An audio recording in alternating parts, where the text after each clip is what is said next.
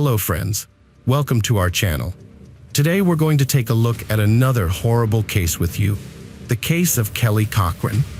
Christopher Regan grew up in Detroit, Michigan, where he received his education.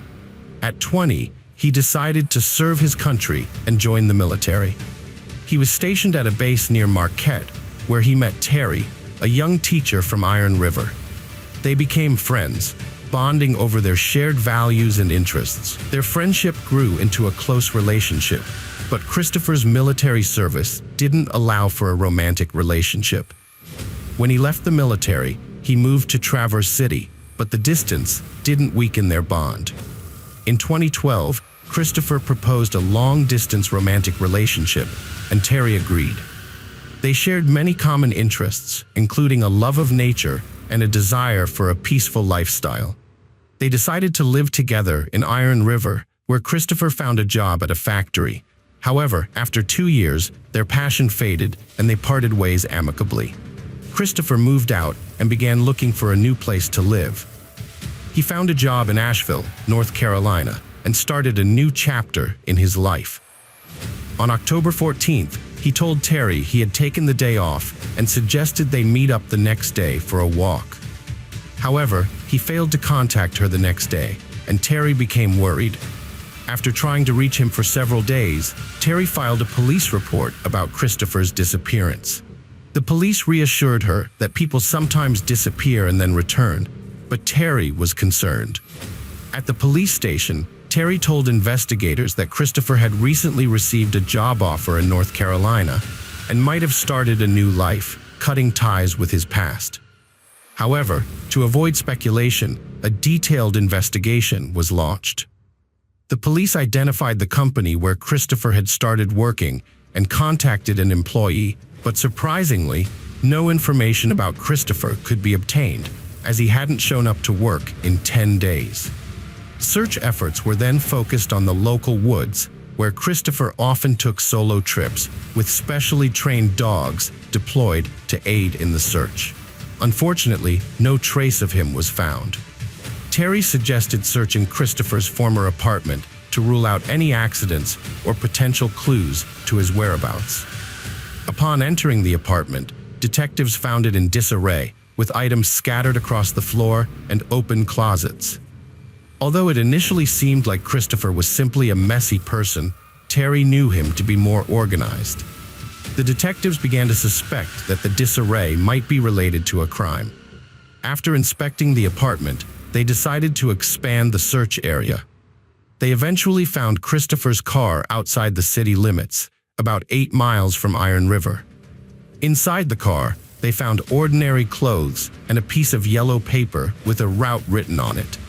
The route had no specific address, but detailed notes described the path, including turning at a bus stop or driving past a gas station. Terry explained that Christopher, despite living in Iron River, wasn't familiar with the street names, so he wrote down directions in this way. The detectives followed the route, which led them to a house in a neighboring town. Upon knocking on the door, they met Jason Cochran, an overweight man, and his wife Kelly. The officers informed the couple that they were investigating Christopher's disappearance and found a piece of paper with their address in his abandoned car. Kelly revealed that she worked with Christopher at the same plant, and they were friends. Although Kelly hadn't been in contact with Christopher recently, she had tried to reach him via text messages in mid-October. She assumed he had started his new job in North Carolina and didn't respond. Kelly also mentioned Christopher's health issues, which might have led him to start anew. The investigators were puzzled by the route leading to the Cochran home and why it was in Christopher's car. Despite the lack of answers, the couple cooperated with the investigation. After further questioning, the detectives left the Cochran home and proceeded to interview Christopher's co-workers at the factory.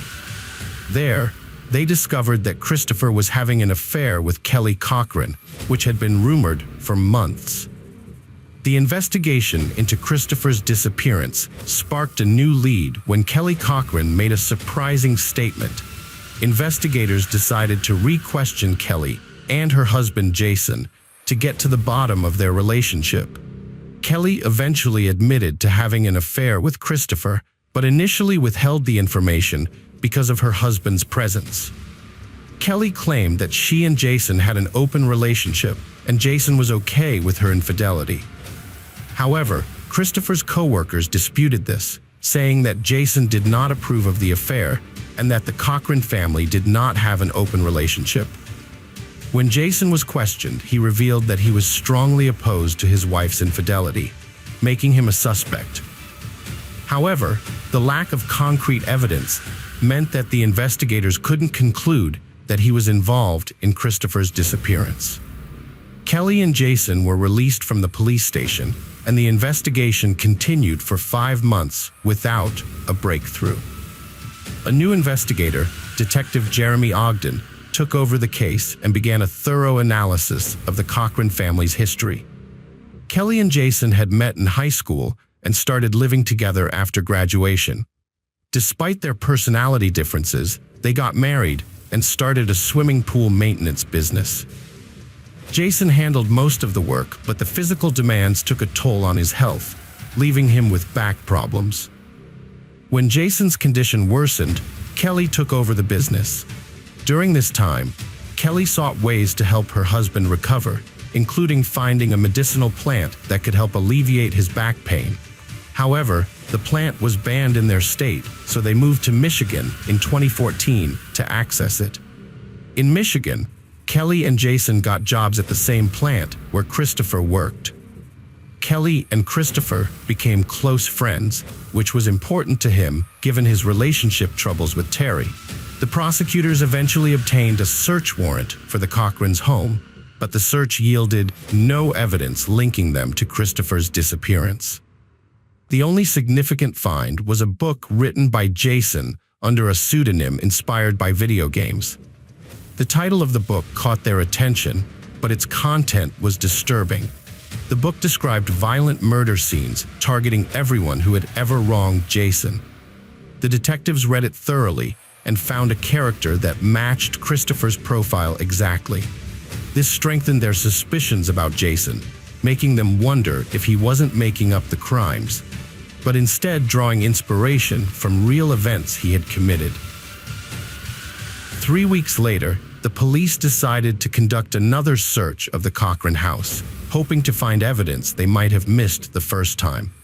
However, when they arrived, they found the house empty and the family had moved to Indiana. This made the investigators anxious, as they feared they might not find the crucial evidence they had been searching for months, particularly DNA samples from the suspects. Michigan police contacted their Indiana counterparts to help collect DNA samples from the Cochrans. The Indiana police officers went to the Cochrans' new home, and Jason and Kelly did not object to the procedure, as there was no concrete evidence linking them to the murder. Time passed, and on February 22, 2016, Kelly called the police, frantic, saying her husband Jason was unresponsive. When the rescue team arrived, they found Kelly in a panic, trying to obstruct the doctors. Jason was sitting in a chair, his face severely burned as if from extreme overheating. The doctors confirmed his death, and the body was sent for forensic examination. During the search of the Cochrans' new home, an officer discovered a syringe needle near the bed. The forensic report revealed that Jason's death was not due to drug abuse, as initially suspected, but rather strangulation, confirmed by bruises on his neck and face. This discovery turned Jason, the prime suspect in Christopher's kidnapping, into a victim himself. The investigation became even more complex, and forensic experts shifted their focus to Kelly Cochran, who now became the prime suspect in both Christopher's disappearance and her husband's murder.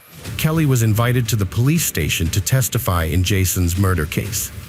During the interrogation, the investigators asked her directly if she had administered excessive doses of illegal drugs to her husband or was involved in his death. However, despite the pressure, Kelly did not confess to either crime. Months later, the investigators still lacked concrete evidence to prove Kelly's guilt and justify an arrest. During the investigation, Detective Jeremy Ogden met Walter Hammerman, a close friend of Jason's, who insisted that illegal drugs could not have caused Jason's death, as he knew his friend well and would have been informed about any changes in his life. Jason had been using medicinal herbs to alleviate his chronic back pain. However, his friend Walter noticed a significant change in his behavior around March last year. Jason confided in Walter about the mounting pressure from the Iron River police, who suspected him and his wife Kelly of involvement in a man's disappearance. The ordeal had taken a toll on Jason, leaving him depressed and even suicidal, which required intensive treatment. Walter observed that Kelly had begun to exert more control over Jason's life, making him increasingly anxious and withdrawn. Jason would avoid social gatherings when Kelly was around, and their video game sessions had become a thing of the past. These observations proved crucial in the investigation, helping detectives understand the dynamics within the Cochran family. After the medical examiner determined that Jason's death was by strangulation, Detective Ogden devised a plan to lure Kelly into a trap. The plan involved using Walter as bait to prompt Kelly into making a mistake. Walter agreed to play along, and on March 12, 2016, he called Kelly under police surveillance. He pretended that Jason had given him a letter containing vital information, which Kelly was supposed to send to the police if anything happened to Jason. However, Kelly suddenly told Walter to drop the idea, catching both him and the police off guard. Despite this, detectives still lacked concrete evidence, and Kelly continued to deny her involvement during subsequent interrogations. On April 26, 2016, Kelly seemingly evaded the authorities, prompting a federal manhunt. Walter, who had cooperated with the police, was shocked and fearful that Kelly might evade justice and potentially target him.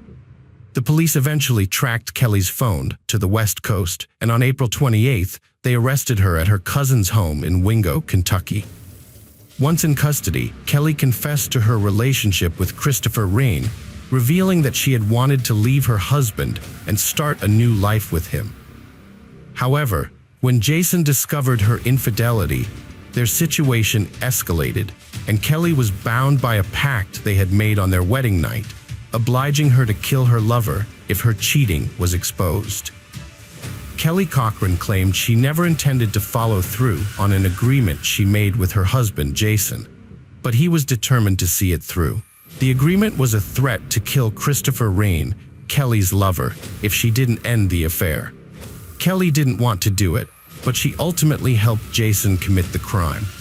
On October 14, 2015, Christopher arrived at Kelly's house while her husband was away. Kelly offered him dinner and intimacy, and they went upstairs to the bedroom. However, Jason suddenly appeared, panicked and holding a rifle. Without hesitation, he shot Christopher in the head, killing him instantly. Under Jason's direction, Kelly helped dismember Christopher's body using a hacksaw, detaching his limbs and head from his torso.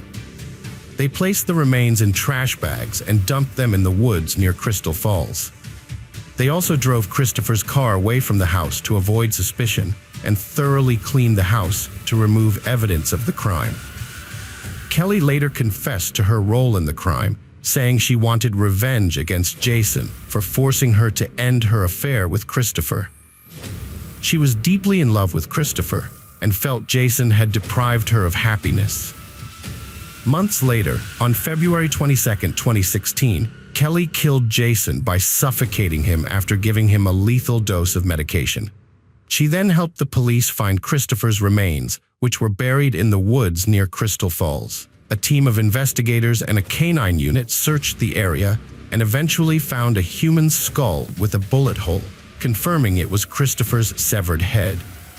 A .22 caliber bullet, a broken gun, and glasses likely belonging to Regan were found at the scene.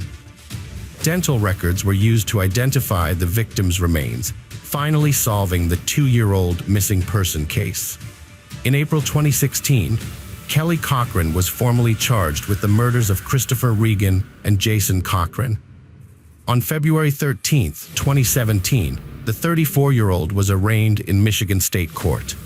The prosecutor argued that Kelly was the mastermind behind both crimes and that her motive was rage and jealousy. Christopher viewed their relationship as casual, but Kelly genuinely loved him and wanted a future together. When Christopher refused to commit, Kelly decided to kill him, making up a story about a pact with her husband. The prosecution had strong evidence, including Kelly's confession in court. However, Kelly claimed she was being abused by her jealous husband, who had planned and committed the crime.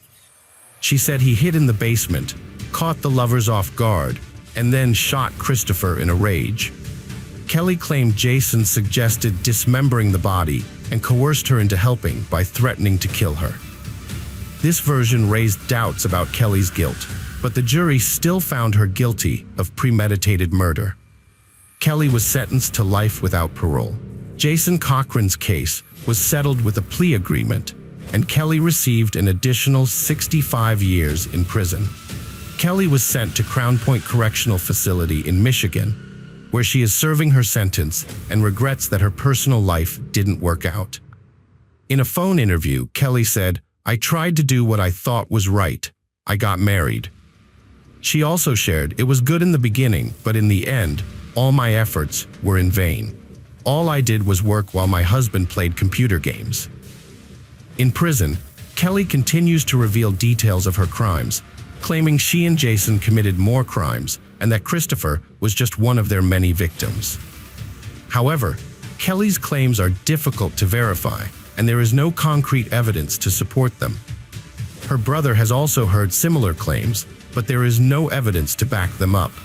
Detective Jeremy Ogden is investigating the details, hoping to find evidence of other possible crimes committed by Kelly and Jason Cochran. Hello friends, welcome to our channel.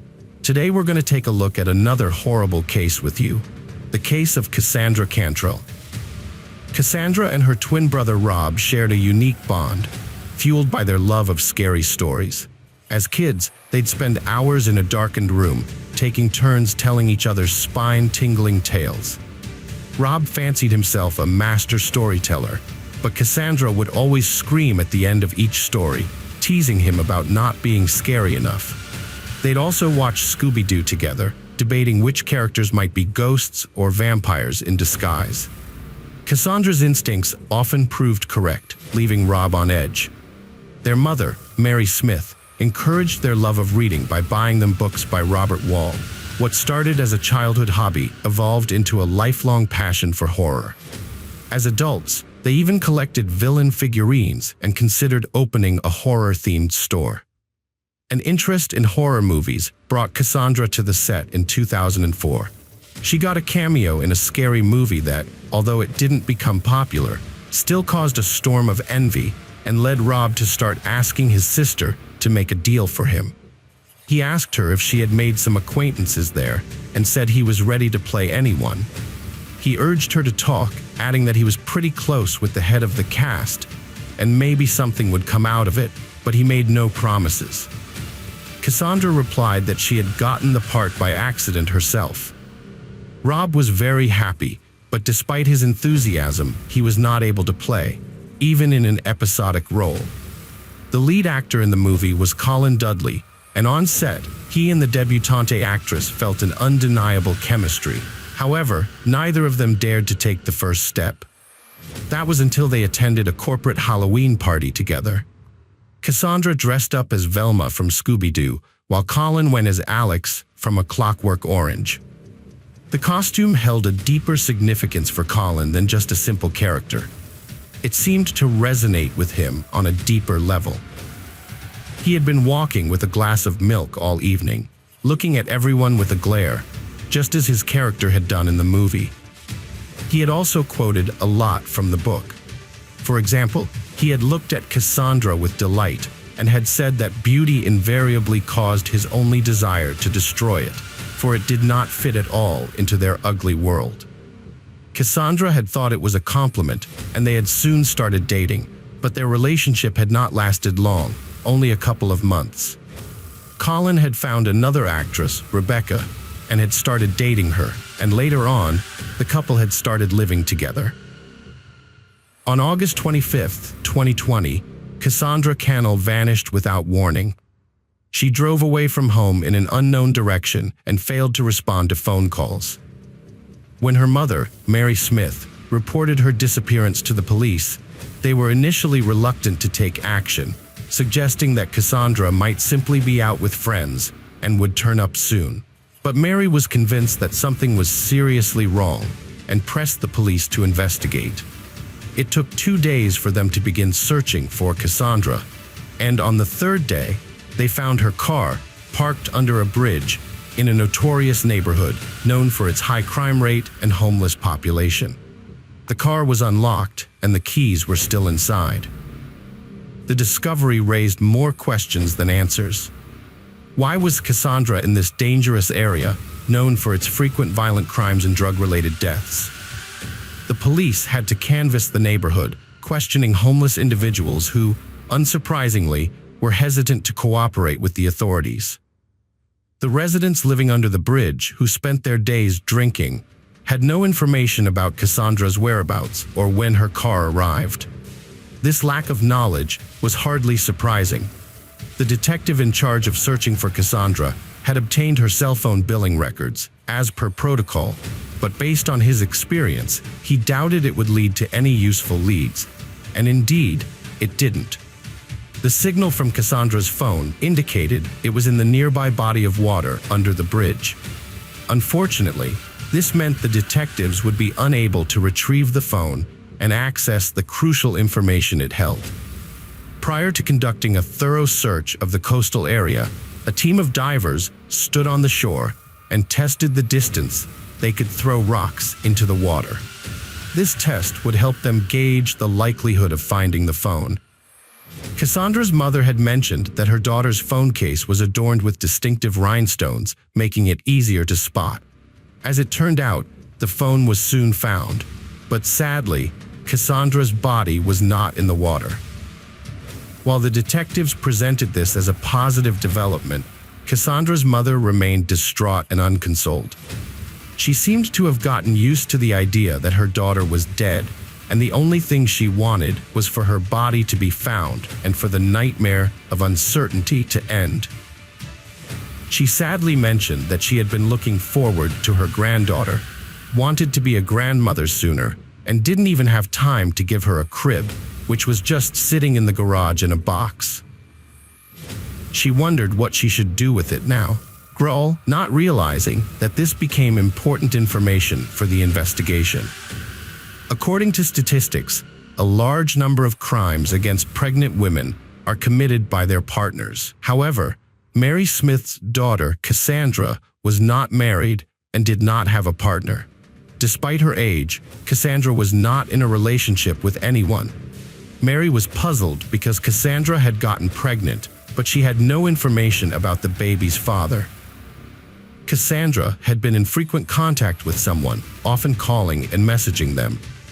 However, the phone number of this person was not recorded in Cassandra's phone book, and Mary couldn't remember the number. This lack of information left Mary in the dark about the identity of her future grandchild's father. Cassandra frequently communicated with a person without saving their number, which was unusual. Typically, girls couldn't keep their relationships completely secret and would confide in at least one friend, especially when it came to sensitive topics like pregnancy. In this case, the friend was acquainted with police officers. In conversation with the police, Cassandra revealed that she had reunited with her former boyfriend, Colin Dudley. Although their initial relationship in 2004 was brief, it was surprising that they reconnected after 15 years apart. What was even more unexpected was that Colin, with whom Cassandra worked on a movie set in 2014, was the one who reached out to her. Colin reached out to Cassandra on Facebook, expressing condolences and sharing the recent loss of his father, with whom his wife Rebecca had a troubled history. Cassandra, motivated by kindness, agreed to meet Colin to offer comfort, but their encounter blossomed into a romantic connection.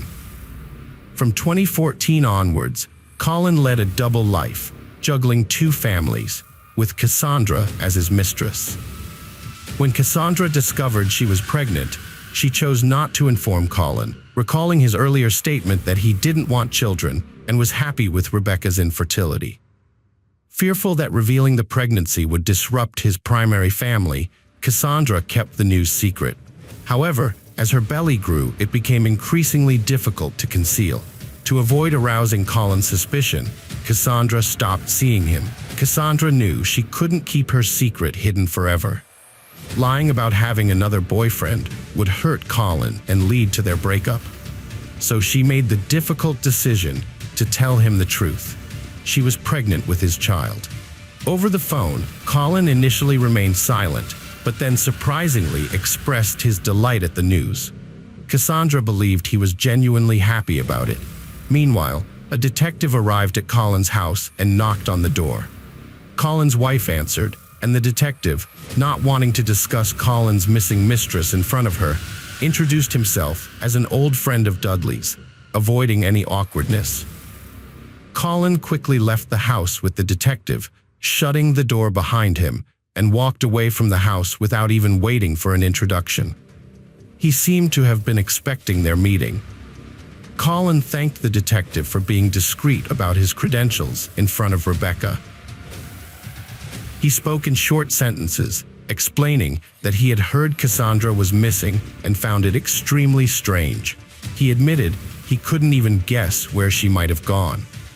He told the detective that Cassandra had confided in him about her fight with her brother and was worried about it. He had advised her to make amends, but didn't know if she had taken his advice. The detective already knew about the fight between Cassandra and her brother, Rob, who had spoken to him about it.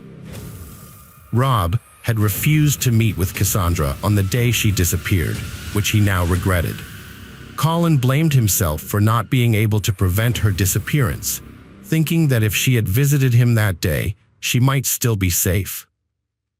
Colin confessed to the detective that he wasn't a good person and acknowledged his past mistakes.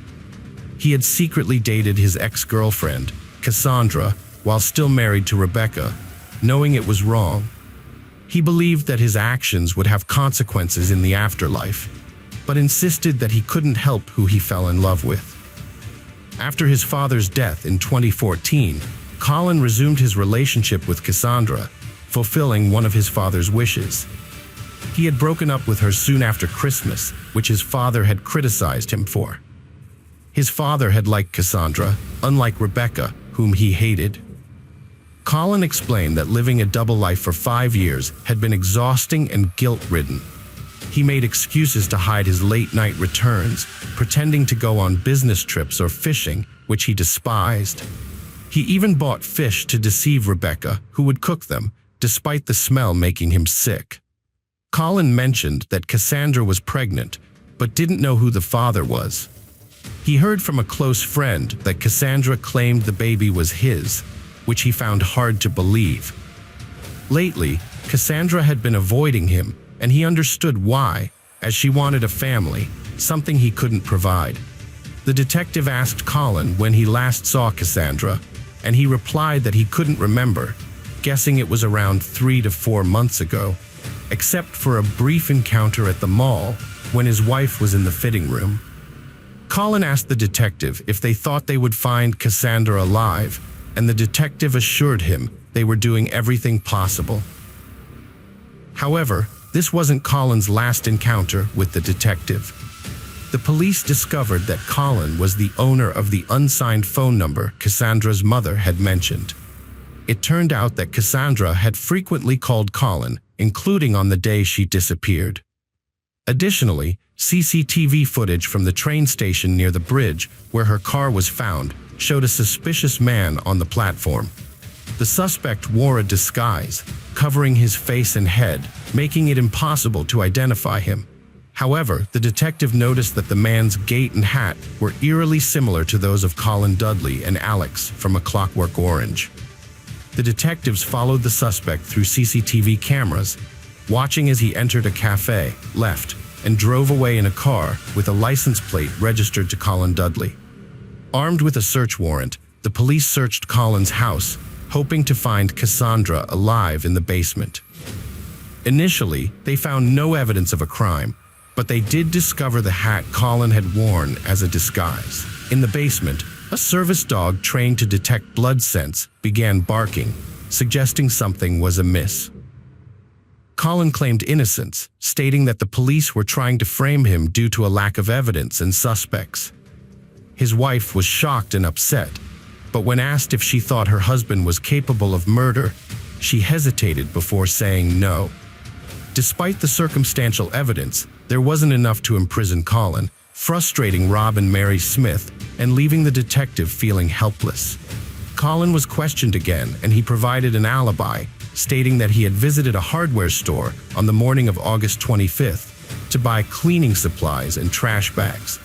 However, the large trash bags raised suspicions. The police also discovered a deleted text message from Cassandra, stating that she was approaching Colin's house. Additionally, phone records showed that the couple hadn't left the house for hours that morning. Colin had turned off his phone, but accidentally left Cassandra's phone on, allowing the police to track his movements, including his presence on CCTV cameras.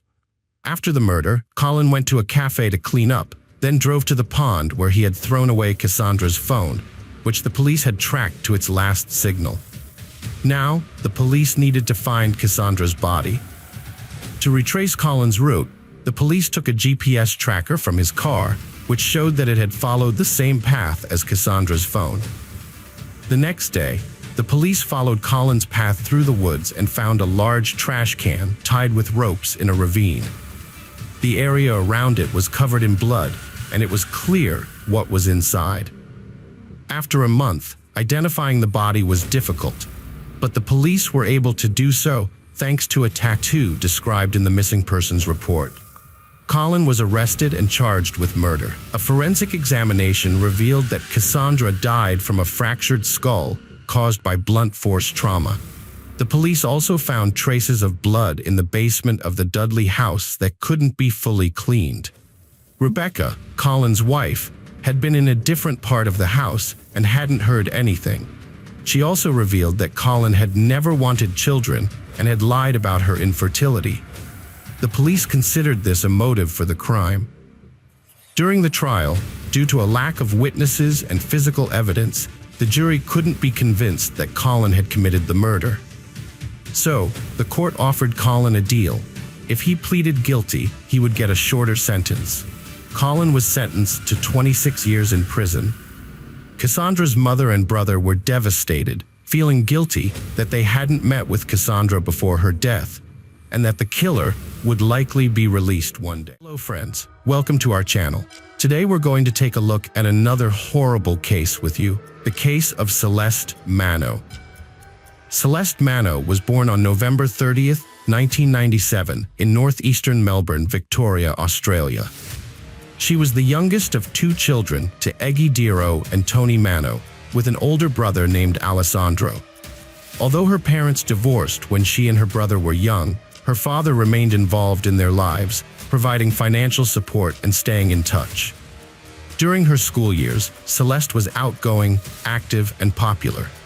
She participated in sports and dance, led the cheerleading team, and had ambitious plans for her future. Initially, she aimed to become a lawyer and enrolled at the University of Melbourne to study criminal and civil law.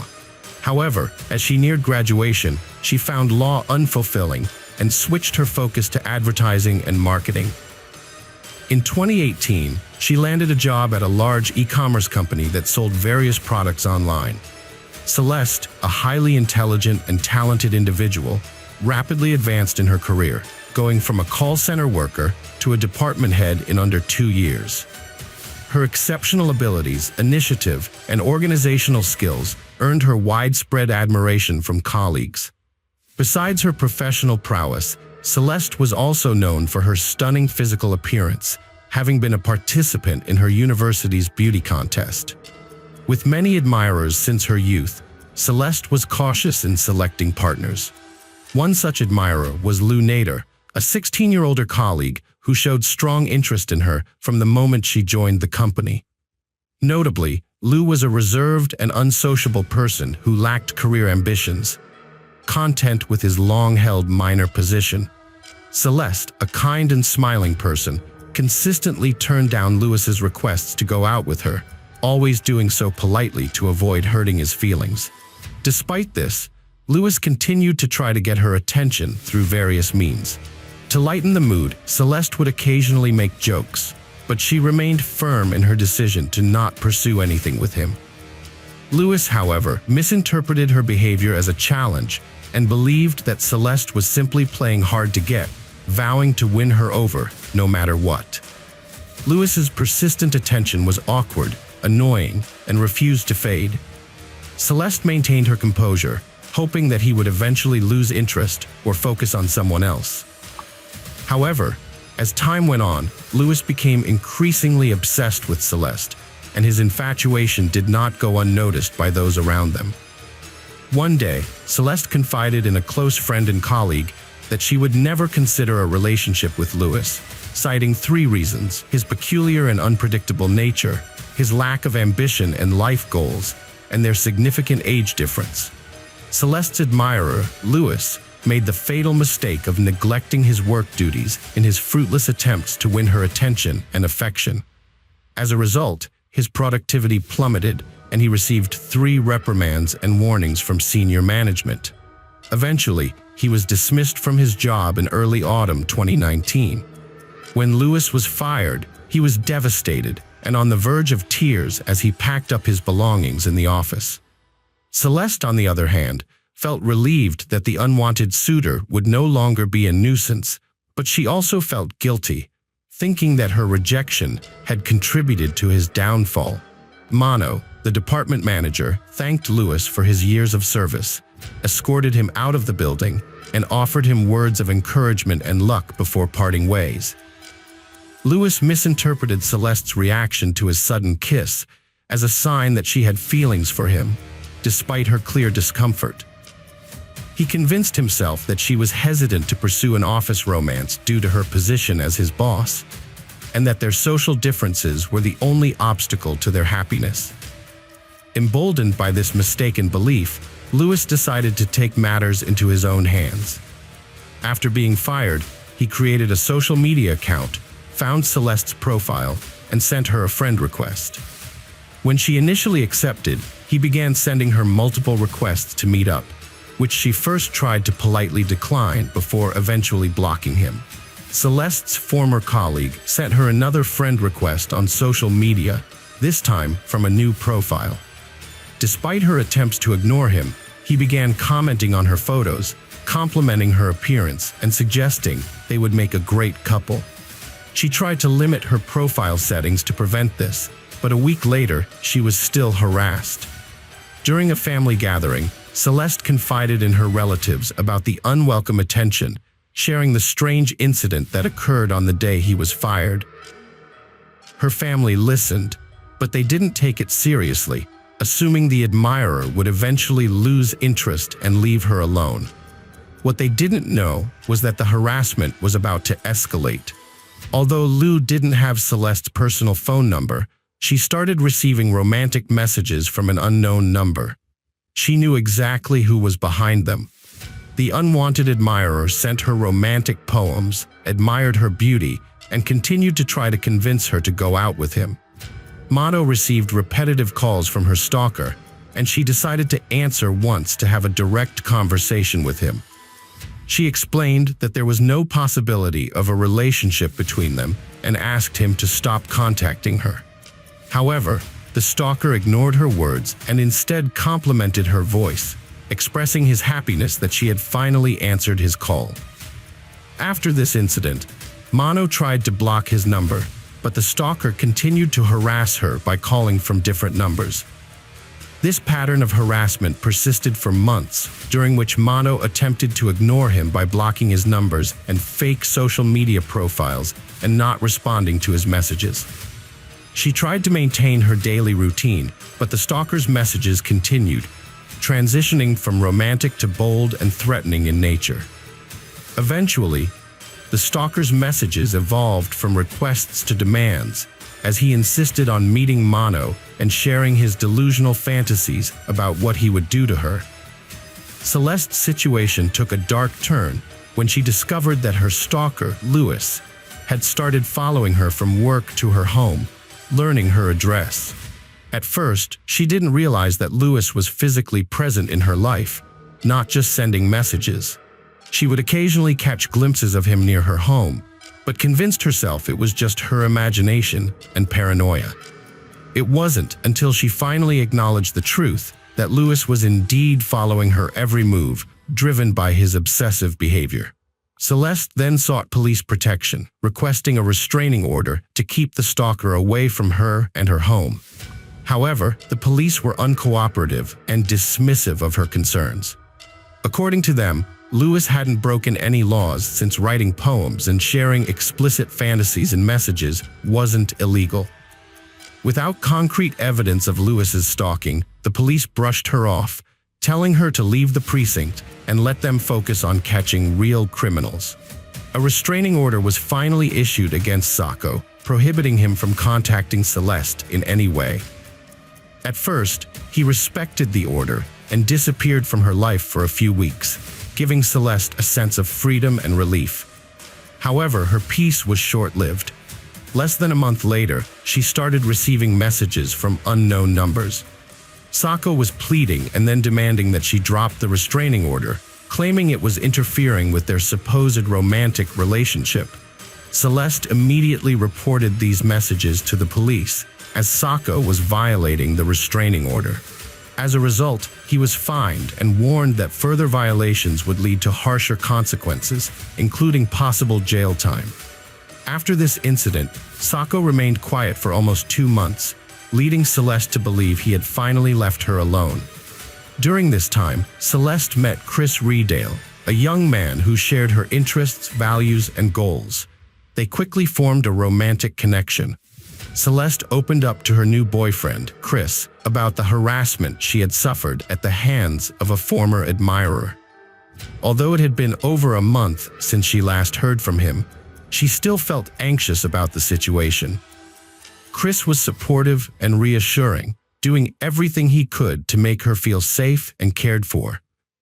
As their relationship progressed, Celeste felt comfortable enough to introduce Chris to her family at a dinner gathering in early November. Her family welcomed him with open arms, and her mother even joked that Celeste was now in good hands. The next few weeks were peaceful, with no signs of the former admirer. Celeste was happy and carefree, spending all her free time with Chris. On November 15, 2020, the couple went on a date to a cafe where they enjoyed each other's company and decided to capture the moment by taking a selfie. The photo of the couple turned out to be very romantic, showing them sitting together, embracing and smiling happily. Celeste was so fond of this picture that she decided to use it as her social media profile picture, also wanting to share the news of her new relationship and indicate that things were getting serious. Chris also shared the photo on his page, accompanied by a heartfelt caption expressing his love for Celeste and his desire to keep her happy. However, this outing would be the couple's last. Tragedy struck on the evening of their last date. After Chris dropped Celeste off at her home, they said their goodbyes and planned to meet again the next day. Celeste spent about an hour chatting with her mother in the kitchen about her boyfriend before going to bed, as she had to wake up early for work the next morning. But on November 16, 2020, around 4 a.m., disaster struck when Eggy was awakened by the sound of breaking glass. Eggy was awoken by suspicious noises, followed by banging, screams, and commotion. At first, she thought the sounds were coming from outside, but soon realized they were inside her house. Panicked, she rushed to her daughter Celeste's room, throwing on her robe and jumping out of bed. When she opened the door, she saw someone fleeing the room through the broken window. She turned on the light to find her daughter lying in a pool of blood, covered in cuts and tiny shards of glass. Celeste struggled to breathe, her eyes wide open and staring upward. Eggy called emergency services and tried to stop the bleeding, but it was too late. By the time the police and doctors arrived, Celeste had passed away. The autopsy revealed over 20 stab wounds on her body, with a fatal blow to her heart. The police investigation concluded that the attack took less than 3 minutes, from the assailant breaking in through the window to the moment Eggy entered the room. Celeste was attacked with a large butcher's knife, and her attempts to defend herself left her arms with multiple cuts. When investigators asked her mother, Eggy, if Celeste had any enemies, she mentioned Louis Sacco, who had been stalking and harassing Celeste for over a year with frequent calls and threatening messages. Other family members, friends, and colleagues confirmed this information. At the crime scene, the attacker left behind a large number of bloody fingerprints and DNA evidence on a fence he jumped over while fleeing, which also indicated that he had injured his hand. It was crucial to detain and question Louis immediately as the prime suspect and to verify all the evidence and witness statements. Louis was arrested on the same day, but he initially denied any involvement, claiming that he loved Celeste and would never harm her. However, forensic results soon confirmed that the bloody fingerprints found in Celeste's room and on the fence belonged to Louis. Additionally, law enforcement discovered that Louis had violated a restraining order, preventing him from approaching Celeste.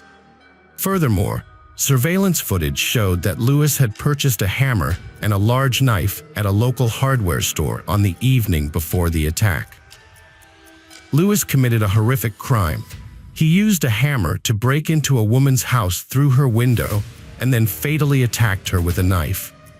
Louis bought a knife and a hammer and then waited until nighttime to carry out his attack on Celeste's home. His actions seemed deliberate and premeditated, yet his behavior was also erratic, raising questions about his mental health. Notably, the 39-year-old man had never been married, still lived with his parents, had few friends, and struggled to hold down a job. Louis was a nervous and introverted individual who struggled with social interactions. He also had a biological brother who was currently serving a long prison sentence for a crime. As a result, the court ordered a forensic psychiatric evaluation for Louis. His attorney argued that instead of imprisonment, Louis needed specialized treatment to address his mental health issues, which required professional attention. The victim's family was outraged by the argument that the criminal, Louis, might avoid punishment by claiming insanity. However, psychiatric experts concluded that although Louis suffered from mental disorders, he was fully aware of his actions during the crime and had even planned it in advance. As a result, Louis was forced to stand trial, where he continued to claim that he was mentally ill and not responsible for his actions. Despite his efforts, the jury found him guilty on all counts, and he was sentenced to 36 years in prison with the possibility of parole after 30 years. The case highlighted the need for reform in Victoria's criminal laws, particularly regarding online stalking. Celeste, the victim, had reported Louis to the police in 2020, but her complaint was not taken seriously because the law did not consider online harassment a crime. Her mother, Eggy, worked tirelessly to develop Celeste's law, which would have introduced criminal liability for stalking on social networks. Although Eggy presented over 40 recommendations to the Legislative Commission, almost all were rejected. Research showed that most online stalkers do not escalate their behavior, and the resulting amendments only restricted access to confidential social media information and allowed restraining orders in severe cases. Unfortunately, stalkers still faced no criminal liability, and Celeste's law. Hello friends, welcome to our channel. Today we're going to take a look at another horrible case with you. The case of Diana Maria Kerr Lopez Pinel. Diana Maria Kerr Lopez Pinel, born on August 12, 1998 in Madrid, came from a wealthy and close-knit family. Her parents, Diana Cristina Lopez Pinel and Juan Carlos, had a sister named Valeria. However, their family life was disrupted in 2013 when her parents divorced, leading to depression and competition between the sisters for their mother's attention. Despite the divorce, their father remained involved in their lives and would visit them regularly during vacations. Diana, her mother, and sister often spent their summers in the small coastal town of Poder do Carmo, which had a population of around 10,000. In the summer of 2016, they returned to their favorite vacation spot, Alba do Carmo, to enjoy the peace and beauty of the area. On the evening of August 21st, Diana told her mother that she was going to meet her friends at Vallenclan Park to celebrate the Feast of the Virgin Carmen. It seemed like it would be just another typical summer evening. Diana regularly walked in Vallenclan Park, which was close to her family's cottage. Her mother saw no problem with this and let her go there again. That evening, Diana had a good time with her friends, unaware that it would be their last encounter. After saying goodbye to her friends, she met Paso Diana Ariel, an acquaintance, near a pizzeria she often visited. They parted ways around 2:30 a.m., making Paso Diana Ariel the last person to see Diana that night. The morning of August 22, 2016, was a nightmare for Diana's mother, Maria Care Lopez Pinel. When Diana didn't return from a party, her mother became alarmed. The girl's phone was off or out of range, and her prolonged absence was unusual.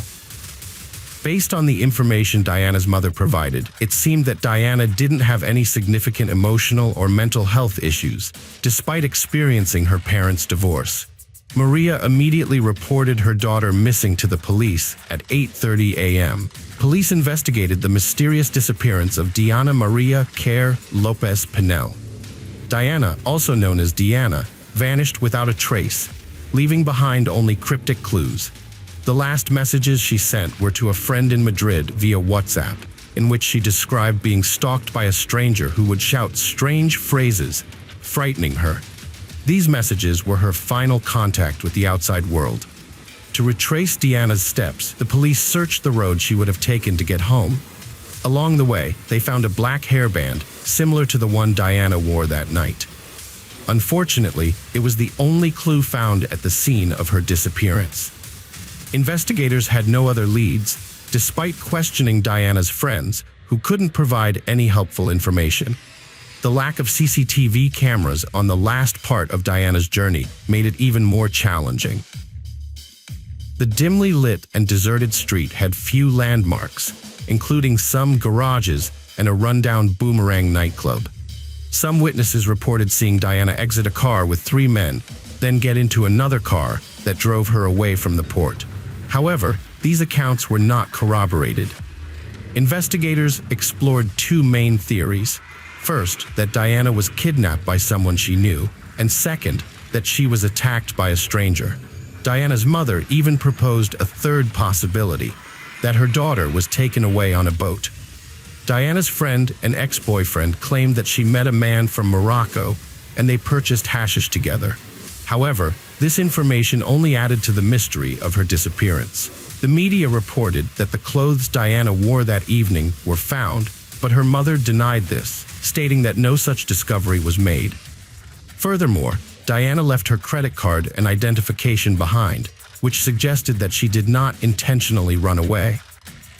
This, along with other circumstances, indicated that her disappearance was not voluntary. Diana's disappearance remained a mystery despite efforts to solve it.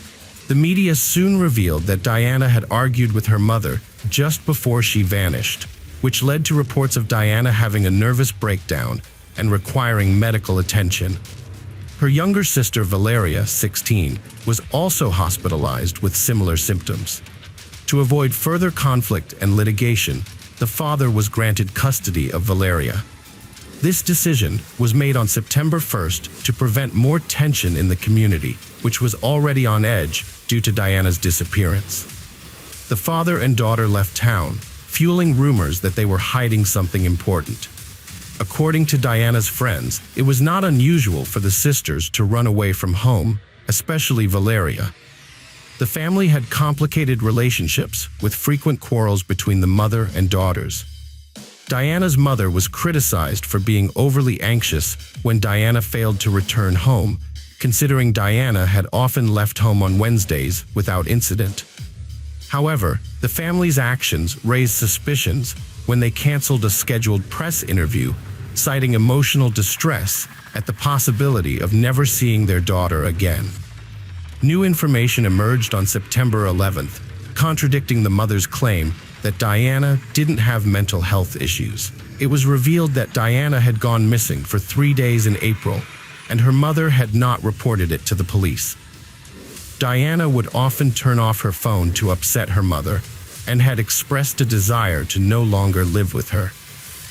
The letters exchanged between Diana and Valeria, published in the press, revealed that both sisters struggled with serious emotional issues. Valeria's problems were severe enough to land her in the hospital multiple times in the past year, including an incident where she had to have her stomach pumped due to a prescription drug overdose. With the investigation into Diana's disappearance stalled, prosecutors have shifted their focus to investigate the alleged abuse of Valeria, the youngest daughter of the Lopez Panel family.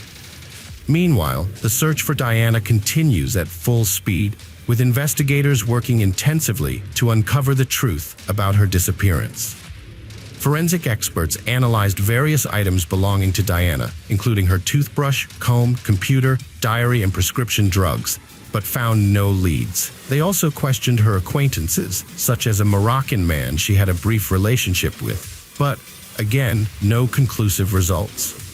Despite extensive searches in the surrounding areas, the investigation remained stagnant.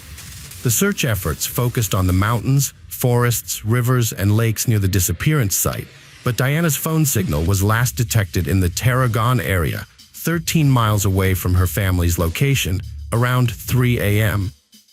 on the night of her disappearance. 72 days passed with no resolution, and all leads remained unconfirmed. However, the police did find a phone matching Diana's, which her father confirmed belonged to her. In a surprising twist, Diana's Facebook profile was activated 2 months after her disappearance, prompting friends and relatives to notify the police and provide screenshots.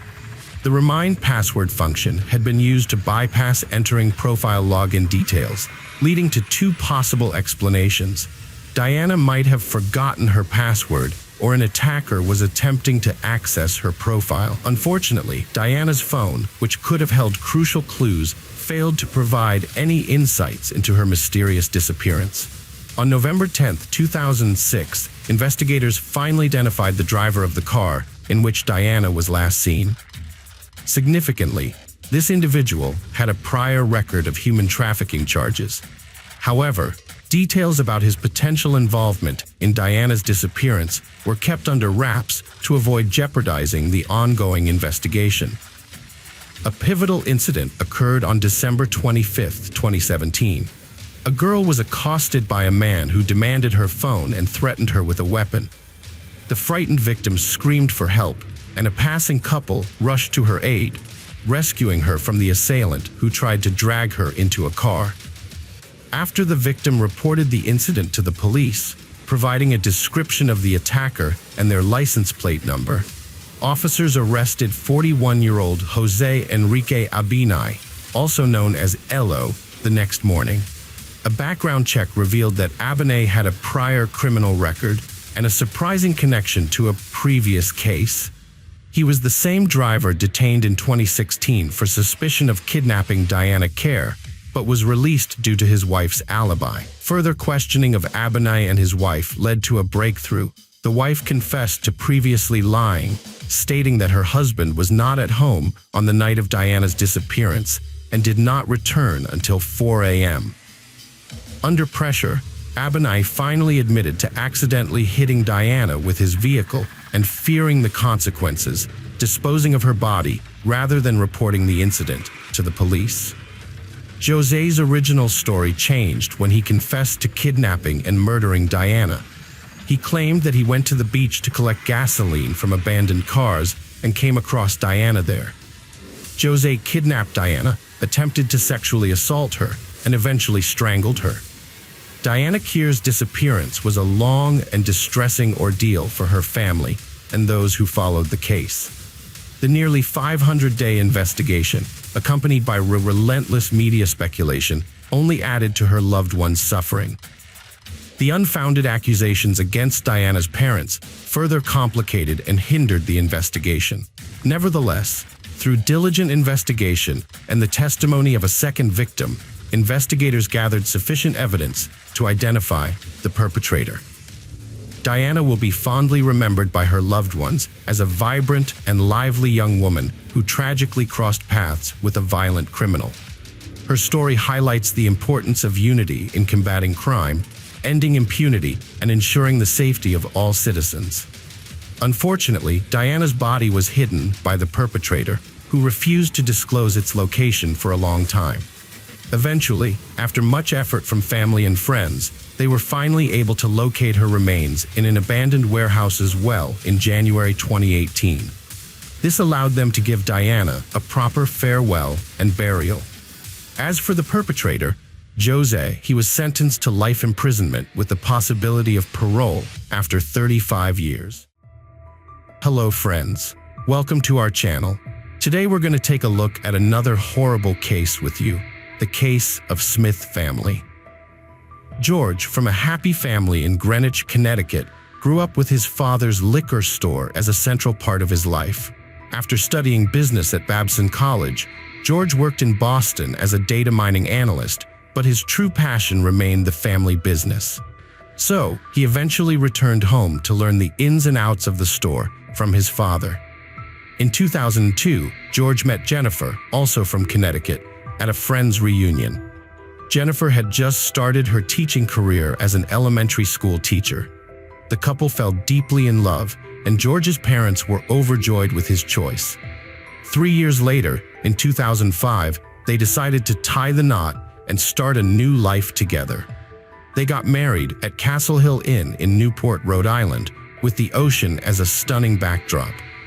The honeymoon cruise that followed was meant to be a relaxing and joyful experience. However, it turned out to be a mysterious and frightening journey that filled them with uncertainty.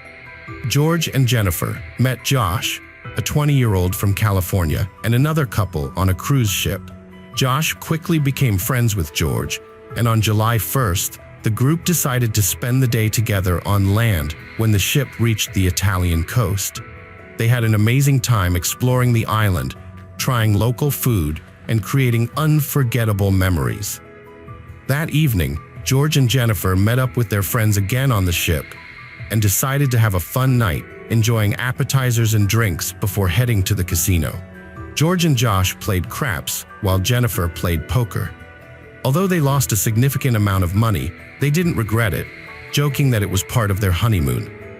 The last time George was seen on video was leaving the casino around 2:30 a.m. Tragedy struck on the morning of July 5, 2005, on the Greek island of Mykonos. George, 26, vanished. The ship's captain searched the cabin where strange footprints were found, as well as the deck, but George was nowhere to be found. The available evidence suggested that something serious had happened, possibly involving violence.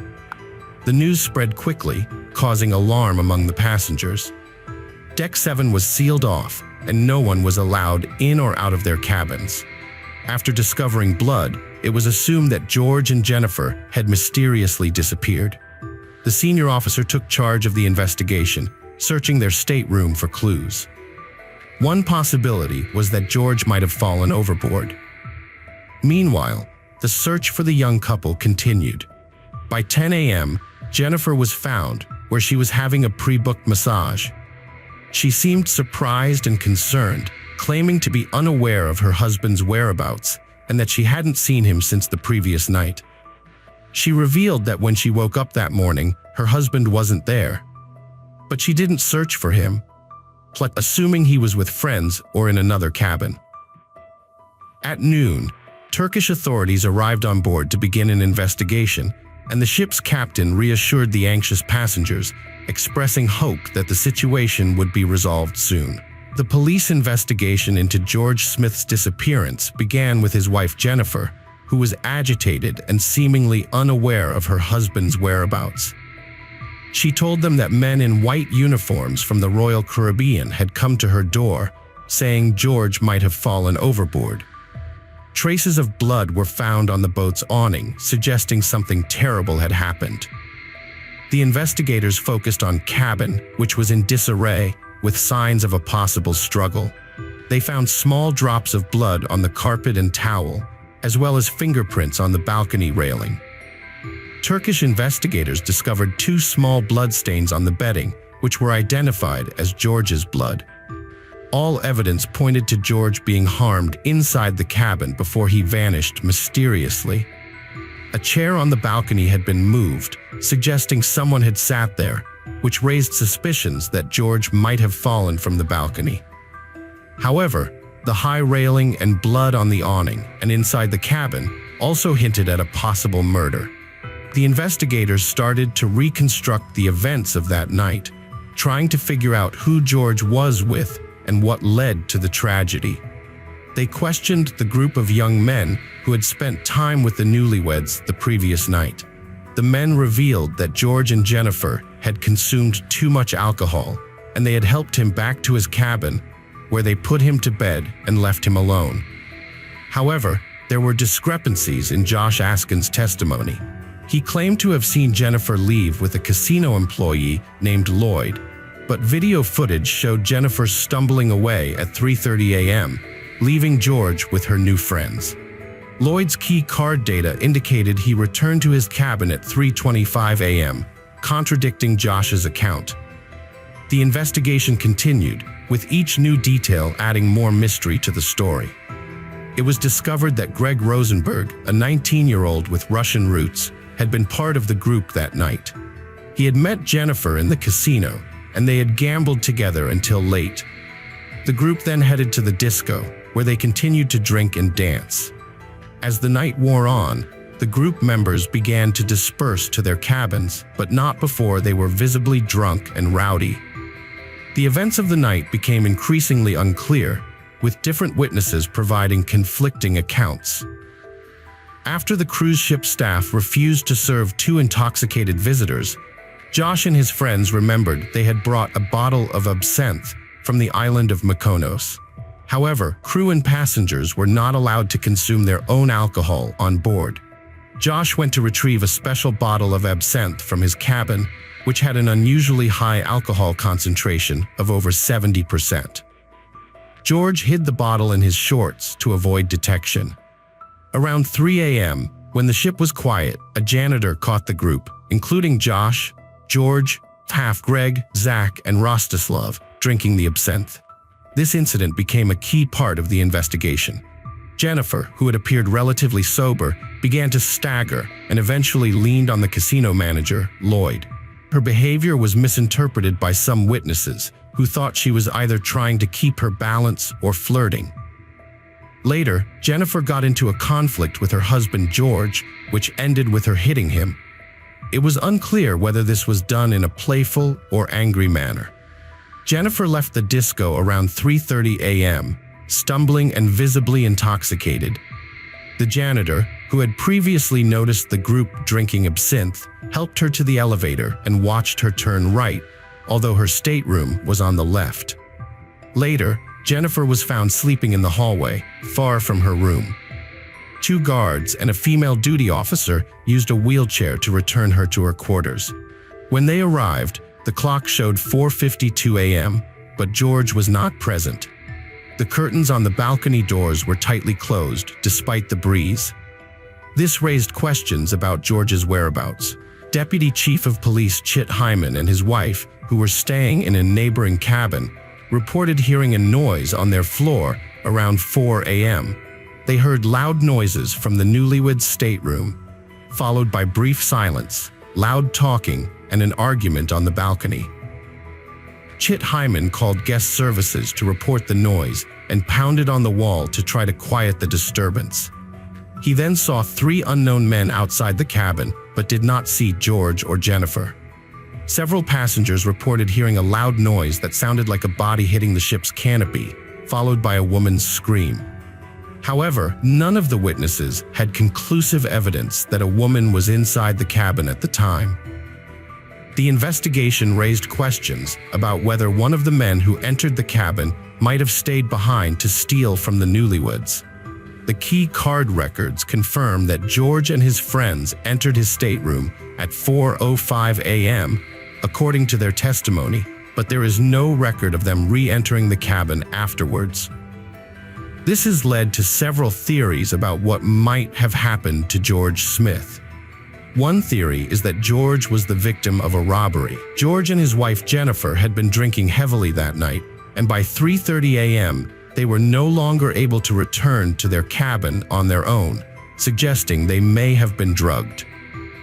Witnesses claimed that George and Jennifer had large sums of money, possibly received as wedding gifts or casino winnings, and that they wore expensive jewelry, including a Breitling watch and an engagement ring. It's possible that their quarters were turned over, and the traces of blood on the sheet could have come from an attempt to remove George's watch. Another theory is that George's death was related to the effects of alcohol and hallucinogens. The captain suggested that George might have had an accidental fall while drunk, and experts noted that absinthe could cause hallucinations in high concentrations. However, the absinthe George and Jennifer purchased was bought officially in Europe, and experts believe it was unlikely to cause hallucinations. The FBI investigation into George's disappearance involved interviewing several key individuals, including Jennifer and casino manager Lloyd Botha, who both passed polygraph tests. Josh Askin failed his polygraph test, which may indicate that he was hiding something, but it could also be due to the interrogation tactics used. A videotape showing 3 men, including Russians, joking about George's disappearance was found, with one of them saying, "We gave him a lesson in paragliding without a parachute," which could be a hint about what happened to George. In 2009, 4 men, including Greg, Zach, Rostislav, and Josh Askin, were interviewed by the FBI as witnesses. Zach Rosenberg and Josh Askin refused to give direct answers, citing the Fifth Amendment, and their testimony remained ambiguous. The George Smith investigation was influenced by Greg Rosenberg's testimony, who claimed that he and others ordered food to their cabin that night, which would have provided an alibi for the Russian men. However, there are contradictions to this claim, as ship records do not support the order, and the cabin's delivery service was blocked the day before.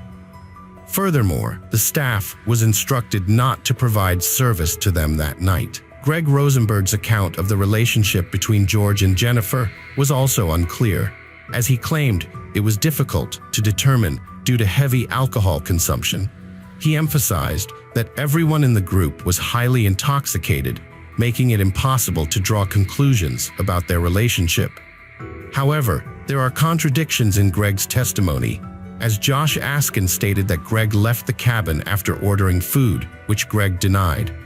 These contradictions added complexity to the investigation, requiring further verification and fact-finding. Greg claimed that he had no information about Jennifer or Lloyd Botha's involvement in George's disappearance, but believed that the event was not accidental. He hinted that something significant happened that night that would eventually be revealed. Sadly, Greg Rosenberg was murdered in 2019, and his death remains unsolved, with police investigating a possible link between his murder and George's death. The Smith family persisted in demanding the truth and justice, but their efforts yielded little results. They offered a $100,000 reward for information leading to those responsible and called for a boycott of the ship owner's company, which they believed was covering up the incident. The family's relationship with Jennifer became strained as her behavior seemed suspicious, and her reluctance to share information raised concerns. She claimed to be following FBI instructions, but her decision to accept a $1 million settlement from the cruise company led the Smith family to lose faith in her and suspect that she was hiding something. The Smith family was disappointed with the Turkish authorities' investigation and felt that Jennifer was too quick to accept the offer. They believed that she was not showing the proper interest in finding out what happened to George. Jennifer claimed to remember little from that night, after 2:30 a.m., and was not aware that the liner staff had found her in the corridor and returned her to her cabin. The Turkish investigation did not satisfy the Smith family, leading them to seek the help of independent forensic scientist Henry Lee, who conducted further studies in the cabin and on the balcony that were not included in the official investigation. The investigation into George Smith's disappearance aimed to determine whether his death was a murder or an accident. Henry Lee, an expert, suggested that the balcony's height made it uncertain whether George died from a fall, and alternative scenarios, such as being pushed by someone or being in a state of insanity, could not be ruled out. Lee planned to simulate a fall from the balcony using a dummy to gather more evidence, but the cruise liner's owner refused to allow it. This decision raised suspicions among George's relatives, who believed it was an attempt to conceal the truth. The FBI conducted their own investigation, focusing on the 4 men who spent the night with George, including Josh Assen and 3 Russians. However, their testimonies were inconsistent with those of other witnesses, adding to the confusion. Despite the lengthy investigation and multiple theories, the truth behind George's disappearance remains unknown. His family continues to seek answers, suspecting foul play and initially pointing fingers at Jennifer, his new wife. However, they eventually cleared her of suspicion and received a payout from the cruise company. The family used the payout to secure the release of the investigation results, including witness statements and other evidence. Jennifer, now exonerated, dedicated herself to charity work in George's memory. Years later, Jennifer remarried, but the case remains unsolved. The FBI closed the investigation due to lack of evidence, ruling George's death an accident. The mystery surrounding his disappearance continues to haunt his family, who are still searching for the truth and a sense of closure. Hello friends, welcome to our channel. Today we're going to take a look at another horrible case with you, the case of John Thomas McGuire. Life in an orphanage is difficult and unpredictable. You have no personal space, no control over your time, and if you're not able to stand up for yourself, you're likely to be bullied by the older kids. Amanda and Anna Marie McClure, however, were a little more fortunate because they had each other.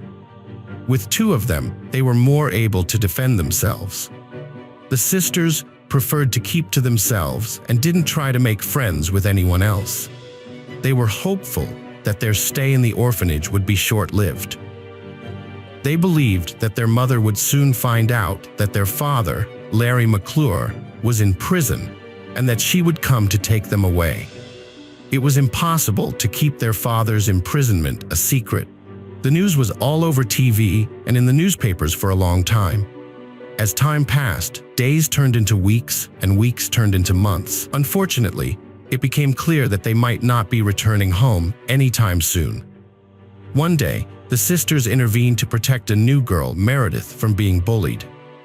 Meredith had a difficult past, having lived with a mother who was addicted to drugs.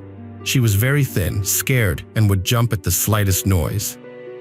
After her mother died of an overdose, Meredith was too afraid to call for help and ended up in the orphanage. Amanda and Anna Marie kept the reason for their presence a secret, brushing it off when Meredith asked about it with a fabricated story about a policeman father who died in the line of duty. However, the truth eventually emerged that their father was not a deceased police officer, but a living criminal serving time in prison for violent sexual crimes against a young girl. This revelation made their lives a living hell. Luckily, the sisters soon got a second chance when 2 separate families adopted them almost simultaneously, allowing them to start anew. Unfortunately, this meant they would be separated and lose touch with each other. There is no information available about the sisters' experiences in their foster homes. What is known is that Amanda, 29 at the time, met her future husband, John McGuire, now 38. Her adoptive parents had worried that Amanda would remain single forever, given her lack of biological family and the emotional trauma of her mother's betrayal. Larry McClure, the father, was released on parole and returned to Virginia, where he lived in a mobile home. He was determined to reconnect with his daughters. First, he visited Amanda's foster parents, Guam and Alex, and introduced himself, asking to see Amanda and requesting her contact information. At the time, Larry was dishonest about Anna Marie's whereabouts, claiming she lived in North Carolina, 186 miles away, when in fact, he had never seen or spoken to her. Despite this, Larry was able to meet with Amanda, and their reunions eventually led to him introducing her and her friend John to illegal drugs that he manufactured in his camper. The tragic events unfolded on Valentine's Day. John, who was still recovering from the effects of drug abuse and was deeply in love with Amanda, decided to surprise her with a romantic evening at home. However, during the meal, John's affectionate words to Amanda made Larry extremely anxious, causing tension to build. Larry stopped his son-in-law John from speaking and asked if he could be completely honest with his wife Amanda. John agreed, and Larry suggested a game. John's legs were tied, and he was asked to answer all questions about his life truthfully. At first, the questions were harmless, but as Larry became more intoxicated, he started accusing John of being an undercover FBI agent. 3 weeks later, Larry and Amanda got married. To keep their relationship a secret, Larry changed his name. The new family decided to start fresh in Kentucky, vowing to quit illegal substances for good. To blend in with their neighbors, they even hung a U.S. flag on their rented house's door. By 2019, John's family, including his ex-wife and parents, had become worried because they hadn't heard from him. John's mother even went so far as to file a missing person report with the police. Meanwhile, Larry was in trouble with the law again. He had failed to notify the authorities that he had moved to a different state, which violated the terms of his probation. As a result, he was sent back to prison. Larry's mental state had deteriorated significantly due to his long history of substance abuse and mixing drugs with alcohol. Suddenly finding himself in a place where he couldn't access these substances triggered withdrawal symptoms, including increased anxiety and a blurred sense of reality. It's likely that this led him to make irrational decisions, such as marrying his own daughter. Larry became convinced that the real reason for his parole violation was to search for John's body, which he believed was buried in his backyard. He urgently needed to get a message to his daughters, plotted Amanda or Anna Marie, to dig up the body parts and rebury them in a different location. However, all prison calls are monitored, so he had to find a way to convey this information discreetly. Larry meticulously prepared a speech, considering every detail, but was prohibited from making any phone calls. Despite this, he eventually couldn't resist and confessed to the duty officer, although his intentions remain unclear. Larry's reasoning was that if he confessed to the murder before being charged, he might avoid the death penalty, and if he implicated his daughters, that would be even better. However, the officer was initially skeptical, wondering what Larry was talking about. Why would this addict incriminate himself? Nevertheless, the officer was required by law to investigate Larry's claims. Initially, the officer intended to perform a cursory verification, simply confirming that a statement had been made and the alleged crime scene had been checked, but finding nothing. However, it was discovered that John was indeed missing, and as a precaution, a police unit was sent to Larry's residence. Upon searching the area, they found traces of lime, just as Larry had mentioned, and soon every aspect of his confession was corroborated. The McClure sisters were promptly apprehended. Amanda and Anna Marie were stunned when their father and husband, Larry, confessed to a brutal murder. Their shock turned to disbelief when Larry tried to shift the blame, testifying that his daughters were responsible for the crime and he was an unwitting participant. As the family's story unraveled, each member attempted to distance themselves from the crime, claiming it was an accident. John's relatives were especially grief-stricken, as they had to come to terms with the fact that his body was never found, only remains. These remains had to be retrieved from forensic experts and transported to his parents for burial in a closed coffin. Despite the challenges, John's parents were able to lay him to rest, thanks to the help of friends who contributed financially, assisted with transportation, and made funeral arrangements. John was finally laid to rest at a Lutheran church on October 25, 2019. On February 15, the day after Valentine's Day, a member of the McClure family posted a message on John's Facebook page, pretending it was from him. The message said he was going on a trip and would be out of touch for a long time, and asked his friends not to worry about his extended absence.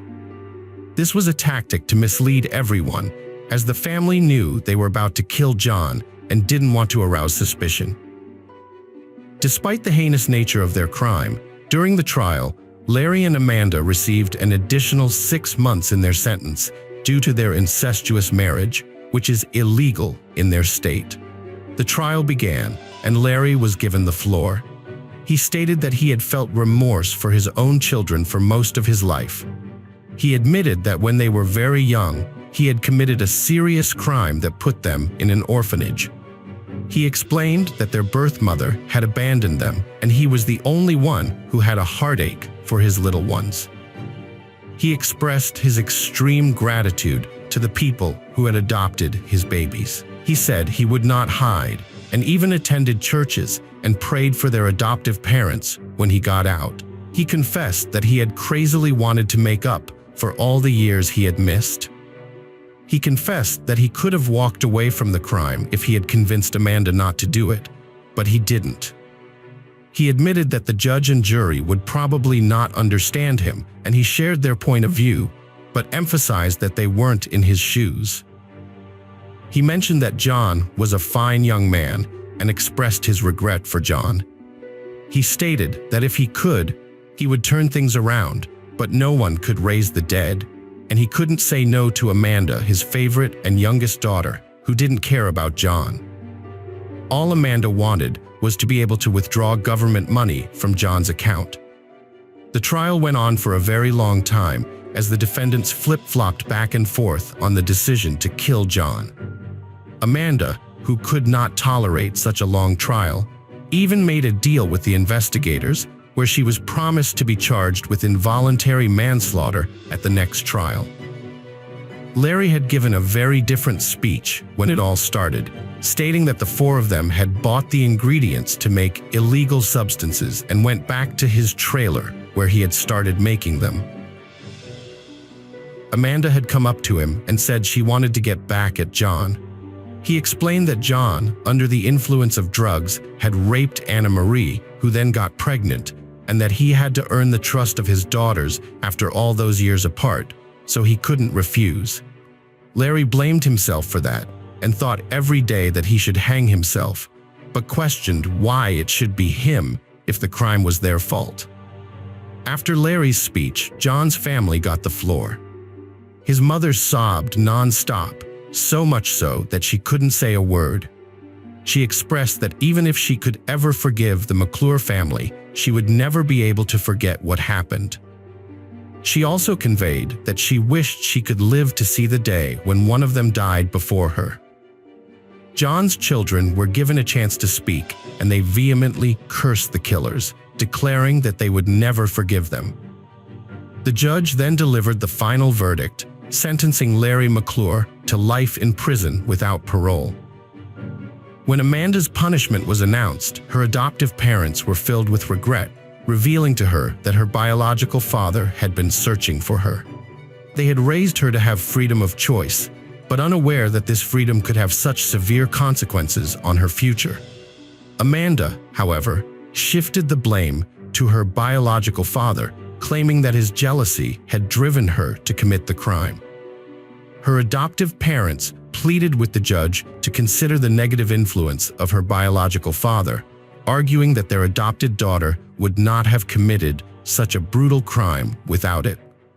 Nevertheless, the prosecutors viewed the murder as a premeditated conspiracy, orchestrated so that Amanda and Larry could be together as a couple. The first hearing focused on Amanda, who received a 40-year sentence. However, the judge predicted she would likely serve only 20 years. During Anna Marie's hearing, she attempted to demonstrate her opposition to John's murder, but felt coerced by her father and sister to see it through. She only attended Larry and Amanda's wedding out of fear for her own future. Ultimately, Anna Marie was sentenced to 40 years in prison. Hello friends, welcome to our channel. Today we're going to take a look at another horrible case with you, the case of Lynn family. The Lynn family's story is a heart-wrenching tale of love ambition, and tragedy that began in the late 1980s. Min Lin and Yoon Lee Lin, both Chinese nationals, met at an Australian university where they were pursuing higher education. Min had stayed on after completing his degree for a professional internship, while Yoon had arrived through an exchange program. Their chance encounter in a university corridor sparked an instant attraction, which they later described as love at first sight. As foreigners in a new land, they shared a deep connection, united by their dreams of building a new life in Australia. After graduating, the couple married and settled down in the peaceful suburb of North Epping in Sydney. Their love flourished, and they built a close-knit family, deeply committed to each other. In August 1994, they welcomed their first child, June Brenda Lin, who went by her middle name Brenda. 2 more children followed, Henry in 1997 and Terry in 2000. As the family entered the 2000s, Min and Yun decided to start a business venture, opening a small newsstand together. Through hard work and dedication, they turned their humble beginning into a successful news agency with a publishing branch on Rose Street.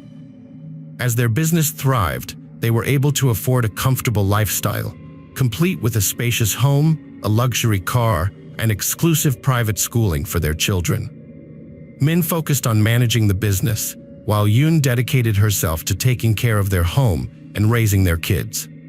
The community highly respected the Lins for their hard work, kindness, and charitable nature. They were known for being exemplary, caring parents who avoided conflicts. Their children were outstanding in their own ways. Brenda, the eldest, was a stunning beauty and an exceptional student with a passion for helping animals. Henry and Terry, the boys, were energetic and sports enthusiasts, sharing a love for soccer. The siblings were incredibly close, almost inseparable. As the Lin family's prosperity grew, they began to sponsor relatives from China to visit, live, or even settle in Australia permanently. Min's parents were the first to make the move, settling in North Epping and helping with the kids. Min's father also worked part-time at their newsstand on weekends. Later, Yoon's parents also moved to the same Sydney suburb, and Min and Yun bought them a small house. Yun's sister, Irene, joined the Lin household, helping with chores and childcare. By this time, the Lin family business had become very successful, earning almost $1 million per year. It had become a popular gathering place where people would come to read, discuss news, and socialize over coffee. In late 2007, Min Lin's younger sister, Kathy Lin, and her husband, Lang Bin Robert, moved to Sydney seeking better opportunities. They had previously visited relatives in Australia and had briefly lived in Melbourne before returning to China. This time, they were determined to settle in Australia for good. Robert, a former successful ear, nose, and throat doctor in China, decided to try his hand at entrepreneurship. Kathy and Robert invested all their savings into opening their own restaurant in Sydney, but unfortunately it struggled and eventually closed. Their subsequent attempts to open a cafe or snack bar also failed. Robert, who lacked business experience and financial management skills, struggled to succeed in his new ventures. Robert and Kathy moved to North Epping to be closer to their family. Kathy found a job, but Robert was still trying to figure out what he wanted to do with his life. The Lin and Z families were close, not just because they were related, but also because they were good friends. They saw each other almost every day, kept in touch constantly, and often had meals together. The last time they all got together was on the evening of July 17, 2009, at Kathy and Min's parents' house. Unfortunately, they didn't know it would be their last time together. The next morning, July 18th, the Lin family's shop didn't open, which was unusual because it was always open 7 days a week. The shop didn't have any signs or notices on the door saying it would be closed, which worried the regular customers and other shop owners in the area. One of them tried to call Min several times, but couldn't get through, so they called Kathy to ask her what was going on. Kathy was surprised and worried because her brother Min never closed the shop without telling anyone first, and usually had their father or father-in-law cover for him. She tried calling Min and his wife Yun, but they didn't answer. She even tried calling their home phone, but no one picked up. Kathy and her husband Robert visited Min's house, worried about the family's safety. They arrived at 9 a.m. to find the family car in the driveway and the front door unlocked, but no one was responding to their calls. The house was quiet and seemed undisturbed, with no signs of forced entry. As Kathy called out for her brother again, she went upstairs to the second floor. When she opened the bedroom door of Min and Yunlin, she was shocked and horrified by what she saw. The room was covered in blood. On the floor, walls, ceiling, furniture, and curtains. Yunlin's lifeless body lay near the bed, so badly mutilated that it was hard to recognize. In the next room, Irene, Yun's sister, lay dead in her bed, her face brutally beaten. In the children's bedrooms, Kathy found the bodies of 12-year-old Henry and 9-year-old Terry, both brutally beaten to death and lying in different corners of the room. Brenda, the 15-year-old daughter, was fortunate to be away on a school trip the previous day and avoided being at home during the tragic events. When Kathy discovered the carnage, she immediately called emergency services, but her frantic state made it difficult for her to provide clear information. She begged for medical help to arrive quickly, hoping to save anyone who might still be alive. Unfortunately, the first responders who arrived at the scene confirmed the deaths of all the victims. The next morning, a disturbing discovery was made after Kathy's emergency call. Robert went to fetch Brenda's grandparents, who lived about 10 kilometers away, while the police and paramedics rushed to the scene. What they found was soon classified as one of the most horrific crime scenes they had ever encountered. The Lin family was tragically killed, each member suffering multiple blows to the head from a heavy blunt object, similar to a hammer. The murder weapon was not found at the scene. It appeared that the killer struck the father first, followed by the mother, her sister, and finally the two boys. Initially, investigators found no significant clues, and the fact that valuables and money were left untouched suggested that the primary motive was to eliminate the family rather than rob them. Initially, it seemed unlikely that one person could overpower the entire family, and multiple suspects were suspected. However, evidence revealed that the children were awake during the attack and had tried to escape, leaving behind bloodstains and splatters throughout the house. Further investigation showed that the adult victims, in addition to head injuries, also suffered signs of strangulation, possibly to minimize resistance during the assault. The killer left behind identical bloody shoe prints in each room with a unique tread pattern, but the shoe brand and owner could not be identified, only the shoe size. Notably, no foreign fingerprints were found, suggesting that the killer wore gloves. The Lin family massacre investigation initially yielded no leads or suspects, despite the family having no known enemies. The attack occurred between midnight and 3 a.m. on July 18th. Brenda Lin, the sole survivor and eldest child, was on a school trip to New Caledonia at the time. She was informed of the tragedy through social media, but initially disbelieved it, hoping it was a mistake. Her Aunt Kathy called and confirmed the news, and Brenda was flown back to Sydney, where her new guardians, Kathy and Robert, met her. She moved in with them as the Lin family home was sealed as a crime scene. The next day, Brenda was questioned by the police, but could provide no new information, insisting her family had no enemies and had noticed nothing unusual before her trip. After her family's death, Brenda inherited the family business and properties. As she was still a minor, her Aunt Kathy and Uncle Robert became her legal guardians, responsible for managing the estate on her behalf. Although her grandparents offered to help, Kathy and Robert wanted to care for her, and the matter was resolved amicably. The family's shop and publishing business reopened under Robert's management. As Brenda was not yet ready to take over, Robert reviewed the family's financial assets, including bank accounts and properties. Experts examined the crime scene, but despite their efforts, found no concrete leads, suggesting the killer likely acted alone and entered the house quietly.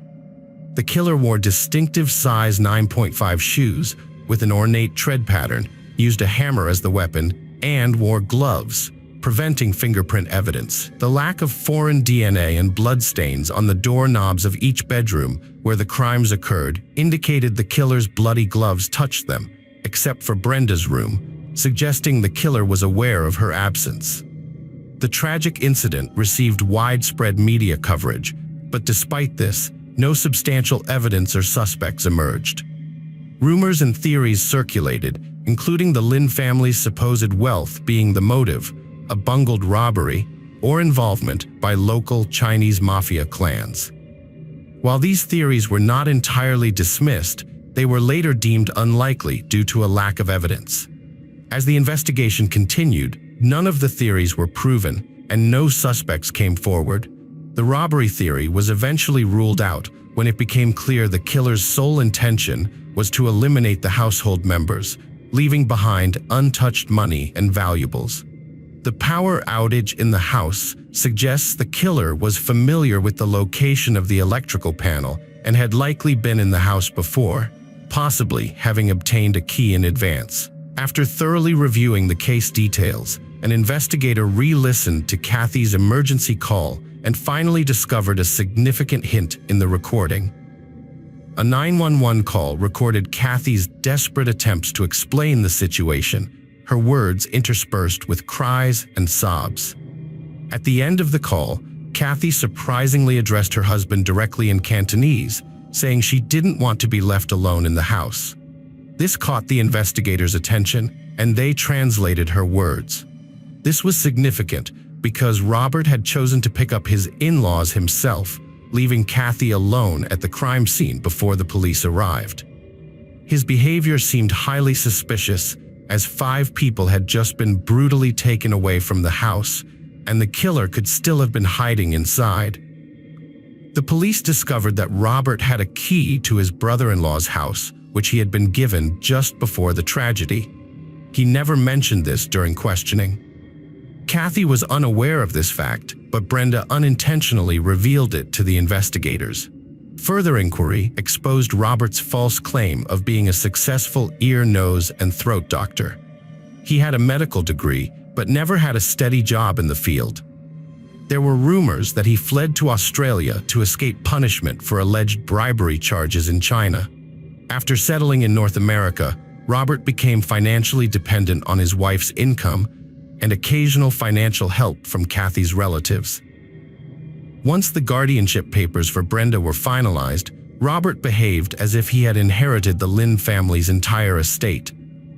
He forced Yun's parents out of the house that Min had bought for them, though it was legally under the deceased name. Considering these facts and circumstances, investigators believed Robert was motivated by jealousy of his wife's wealthy and successful relatives and had long planned to take their property, money, and business.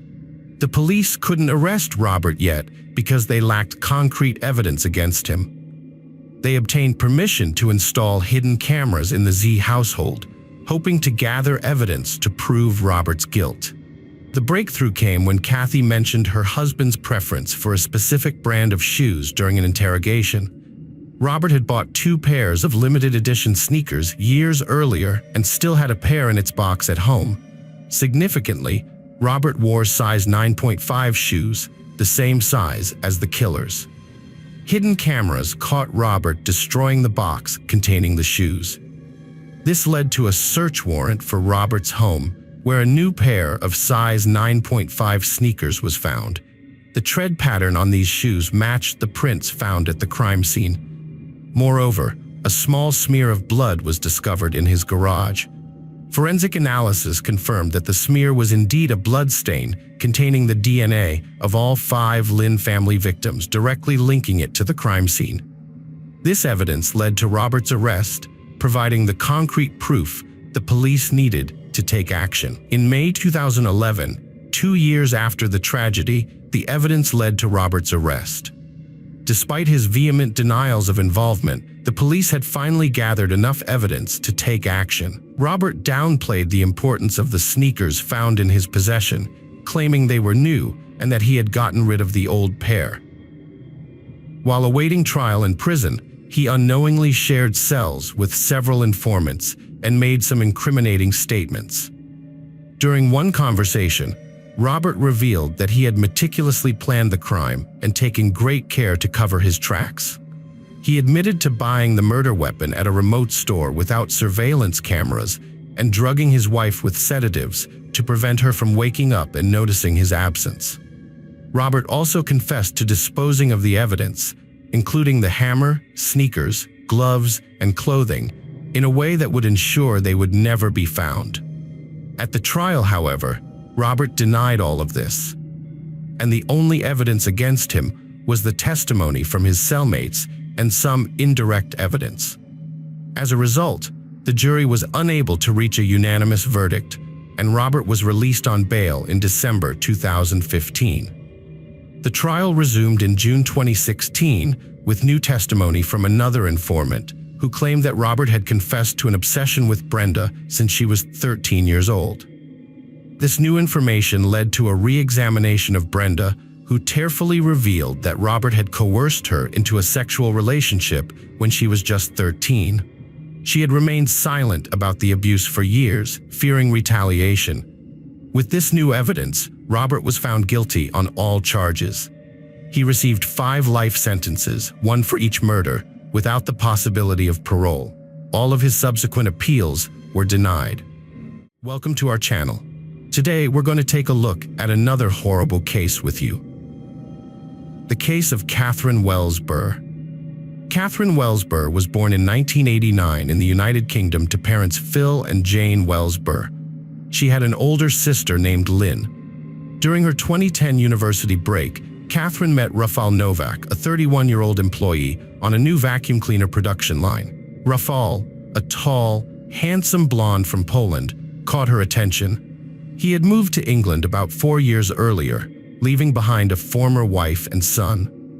Catherine and Rafal started dating, initially meeting for lunch at the production site's cafe. However, their lunches soon turned into romantic dinners. Rafal wooed Catherine with thoughtful gestures, such as giving her beautiful bouquets, taking her to movies, and going on walks together. As they grew closer, Rafal opened up to Catherine about his past life and his reasons for moving to the UK. Catherine's trusting nature led her to open up completely to the blonde man, Rafal Novak. Their relationship accelerated rapidly, and within a few months, she introduced him to her parents, who warmly welcomed him into the family and hoped for their future happiness together. As their relationship blossomed, the couple began planning their wedding, which was set to take place in 2011. After graduating with honors from Bath Spa University, Catherine secured a promising job as a business analyst at Pneumatic International, the manufacturer of Henry vacuum cleaners. She quickly excelled in her career, generating job opportunities for her parents and sister. Catherine's exceptional qualities, including her intelligence, education, and people skills, made her a remarkable leader. She was empathetic towards her colleagues, always willing to lend a helping hand, and her kind gaze and radiant smile earned her the respect and admiration of those around her. As Catherine's career soared, her substantial earnings, combined with Rafal's, enabled them to purchase a spacious home with a terrace on Willow Way. Catherine and Raphael, a young couple with successful careers, bought a house with a mortgage and secured insurance coverage through their agreement with the bank. They seemed to have everything they needed for happiness. However, their lives took a dramatic turn on September 12, 2012, a day that would be a turning point in their lives. As the investigation into their lives progressed, new and surprising facts came to light. These revelations slowly exposed the deception that had been present in their relationship from the beginning. It turned out that Raphael, 29, had fled Poland to escape significant debts, leaving behind a wife and child. He moved to the UK, where he began a relationship with Anna Lovitch in 2008. Later, he met Catherine Wells Burr, and for a time, he saw both women. Ultimately, he chose Catherine, seeing her as a more suitable partner for building a family and achieving financial stability. Catherine had genuine dreams of a happy marriage with the man she loved and starting a family. However, Novak, her partner, was secretly planning to murder her. He intended to use the life insurance payout and inherit their large house, which Catherine had partially paid for. On the day Catherine disappeared, Novak waited a few hours before approaching her boss, pretending to be worried and distraught. He acted convincingly, deceiving her colleagues and relatives. When Catherine could not be found at her parents' home or her own, and her car was missing, Novak fabricated a story about her receiving threatening letters from a mentally unstable admirer.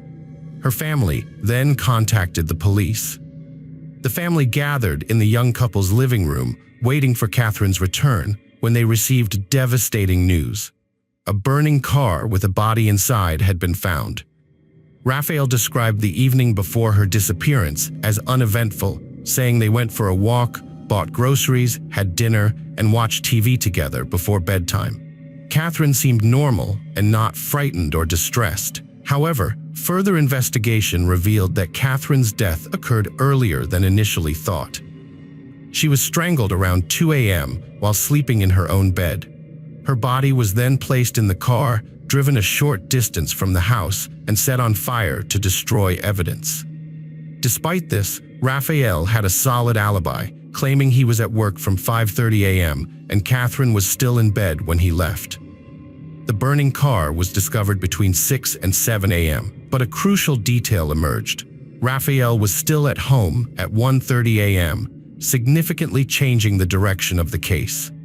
As a result, Raphael Novak became the prime suspect in Catherine Wellsbur's murder. Evidence mounted against him, and he was detained for further investigation. Raphael claimed Catherine was being stalked by someone who had sent her threatening letters and driven her to hysteria. During the investigation, proof of Catherine's secret online life was uncovered, revealing accounts on adult websites and intimate exchanges with men that her loved ones knew nothing about. A letter from a secret admirer was also found, but despite attempts to hide the truth, the evidence ultimately came to light. Raphael tried to mislead the investigation, but he made a critical mistake by not destroying key evidence that linked him directly to Catherine's death. This oversight gave the prosecution a motive to pursue. Examination of Novak's phone revealed that he had ongoing communication and meetings with Anna Lovich over the past few months. Further investigation revealed that Raphael also had a financial motive. Shortly before Catherine's death, they had taken out life insurance policies worth £123,000, with each other as the sole beneficiaries. The significant life insurance payout emerged as the primary motive behind Catherine's murder and the arson of her car, which was intended to throw off the investigation. On the day Catherine disappeared, police found a message on Anna Lovich's phone from Catherine. They also discovered that Anna and her uncle had filled a gas canister at a gas station a few days before the crime. This led them to suspect Anna and her uncle, Todd Dmitry Shin, of being involved in Catherine's disappearance and trying to cover their tracks with arson. The investigation revealed that Anna, her uncle, and a third person had planned the crime meticulously over several months. They created fake accounts on pornographic websites, uploaded doctored photos of Catherine, and fabricated conversations with men to mislead the investigation. However, when confronted with the evidence, Anna and her uncle eventually cracked and started pointing fingers at each other. Anna accused Novak of killing someone for insurance money, while Novak claimed Anna did it out of jealousy towards a rival. The true culprits crafted a deceitful narrative around an innocent young woman, Catherine. They created fake online profiles for her, suggesting she was looking for casual sexual encounters. To cover their tracks, the conspirators went to great lengths to mislead investigators. They set Catherine's body on fire and fabricated a fake history for her, portraying her as a secretive and promiscuous person with many desires. They even created the illusion of a mysterious lover who might have killed her. One of them sent a text from Catherine's phone at 5:17 a.m. on the day she died, implying she was on her way to meet this fictional person. When forensic experts investigated the car fire, they found that Catherine was wearing her favorite nightgown, not the outfit she would have worn to meet a man, as she had claimed. This discovery led them to suspect that she was attacked in her own home rather than in the car.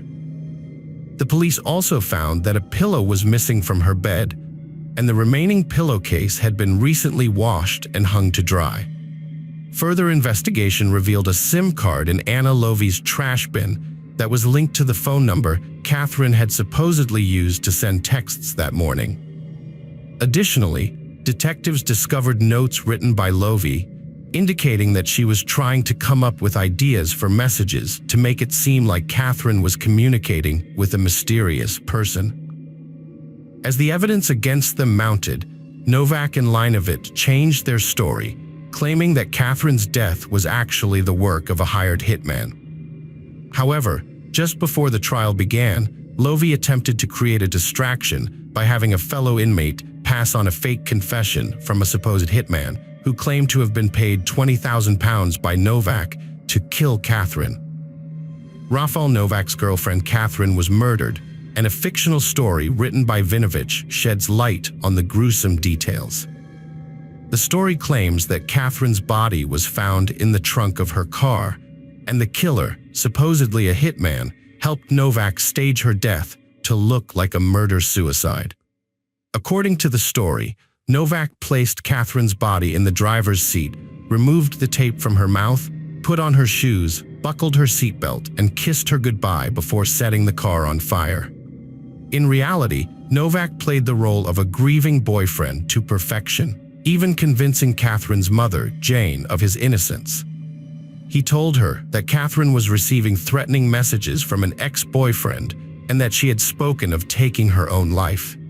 Novak's act was so convincing that Catherine's parents comforted him, unaware that he was responsible for their daughter's death.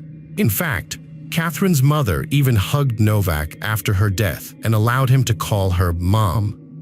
She said that after the police told her in the early days of the investigation that he was seen more as a witness than a suspect, she decided to offer him all the support possible.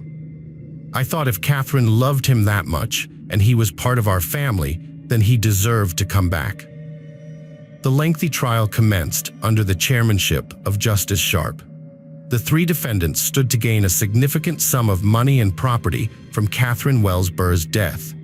They had planned to receive a £123,000 life insurance payout and take ownership of her two-bedroom home in Mangold, Somerset, valued at £137,000. During the trial, it was revealed that Rafal Novak showed no emotional response when the police found Catherine's body in her burned-out car on September 12th.